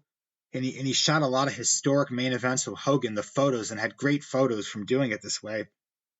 We only went to a card one time together. I bought a ticket for it. I met him there inside the building, and he didn't have a ticket. And he gives me these badges. I remember they're backstage passes, but they really weren't. They were some kind of old access pass from that venue. So he goes, "Put this around your neck." We walk back there, just wait, hold the badge up and wave it, and they'll let you through right into the locker room back then. They're like, all right, well, it's an adventure, right? The main event, I remember, was Andre the Giant and this show that we went to. I don't remember who he was wrestling. So we went, we sure enough, they waved us right back into the backstage area, and we kind of just stood there all night in the area right where the wrestlers would come out to go do their match and then come back in after, and just sat and watched stuff. And I don't know, I guess we thought it was cool to see it from behind the scenes. I mean, I saw Andre the Giant walk right by me. And this was like right at the very beginning of me writing for wrestling magazines. So I was pretty new to all this. I hadn't done many interviews with wrestlers, but I saw Andre the Giant walk right by me, the largest human being I've ever seen in my life. I remember before, it's funny the stuff you can remember, right? I remember before the match, Rick Martel was wrestling Brutus Beefcake, and before his match, he was doing a model gimmick, and he just sat there doing push-up after push-up after push-up. That's the other memory I have of hanging out back there. But yeah, so that's my WWF going backstage without a past story. So let's go into the program. It's a similar format we get here. They have all the pictures of the people in front, but this time it's a slightly different roster a year later. So we've got Honky Tonk Man, Roddy Piper, Macho King Randy Savage. We get Ultimate Warrior, Bret Hitman Hart, Hulk Hogan, Shawn Michaels, Marty Jannetty, Bobby the Brain Heenan, Brainbuster Arn Anderson, Dusty Rhodes, Hillbilly Jim, Andre the Giant, Brutus the Barber Beefcake, Ted DiBiase the $1 Million Man, Rick Martel, Ravishing Rick Rude, Superfly Jimmy Snuka, and Big Boss Man. And then they go into the same thing where they kind of recap their stories through this report. Hogan's the champion by this time. They're also talking about Demolition in here, Jake the Snake. They reference Zeus. Remember Zeus? He only did a few matches. I didn't even think he was around by this point. So this magazine, like I said, is from November 1989. It's got a similar format to the last program I just went through. They got an ad where they have Jim Duggan, a picture of him and telling you to subscribe to their regular magazine. The most interesting part of this program for me is there's a merchandise calendar in here, a catalog in here, excuse me. There's a merchandise catalog from fall, winter, 89-90. So let's look at some of the products they were selling at this time. A Hulkamania mug, a Hulk Rules hat, a WWF all-purpose sports bag, a really freaking cool Ultimate Warrior jacket with Ultimate Warrior on the back. I don't know why I didn't order any of this stuff back then. There's some really cool stuff in here. Let's see what else. A VCR WWF WrestleMania board game, WWF Superstar playing cards, Series 2 of their autograph package, so I guess it was all four come as one. This one's Bushwhackers, Bret Hitman Hart Hogan, and Brutus the Barber Beefcake. Superstar greeting cards. You get a greeting card of like Hulk Hogan or Ted DiBiase or Ultimate Warrior. It has a Hulkamania teddy bear. Then I remember these. These are the t-shirts from that era. It's got the different t-shirts. This Macho Man shirt's iconic. The Demolition shirt, Bret Hitman Hart tank top, Brutus the Barber Beefcake shirt. And so you get these shirts for $12.95. So that seems like that would have been a reasonable cost for back then. Let's see what else. They have posters they're selling. Hercules, Hulk Hogan, more Hulk Hogan, Randy Savage, a towel of Brutus the Barber Beefcake. Man, these are some really unique merchandise items. Then there's an ad for the figures, the LJN figures, and it's actually not sold by them. It's an ad from a company, an independent company advertising the figures. And they're saying they're the all new 1989 action figures, $16.99 each. And these are some vintage collectibles if you had gotten these then. Ultimate Warrior. I feel like I've seen some of these like online and they're very expensive to get if you're trying to get a hold of them. Big Boss Man, Ravishing Rick Rude, The Warlord, Big Rubber Guys, which is Brian Myers and Matt Cardona. They're lying. They just did a pre-sale on a Warlord figure that looks very similar to this. It was supposed to be in the kind of homage to this. There's a really cool looking Haku. He's wearing a crown, and in tiny print, it says Haku does not come with the crown as illustrated. That's funny. An Andre the Giant, a Brutus the Barber Beefcake figure, a Hulk Hogan figure, a wrestling ring, a WrestleMania handheld game for $19.99, and I remember this figure, and I wish I got this one. It's a 16-inch Hulk Hogan WWF Superstar Giant action figure, $29.99, and that was definitely would have been expensive for a wrestling figure back in 1989. So yeah, this was one of the coolest things in the magazine to me. And there's also an ad for a magazine all about Bret the Hitman Hart. They finished off the magazine with a bio of Rowdy Roddy Piper challenging Rick Rude. And the last page here, we have Mr. Perfect. And then the very final thing I'm looking at in here, after the bios, it just lists some people to keep your eye on. Dusty Rhodes and Polka Dots, Paul Roma, Tito Santana. Pretty cool stuff. Very vintage, and in the back is a full color picture of Ted DiBiase, the $1 Million Man. So those are some vintage programs. I have a lot more of these I've been coming across.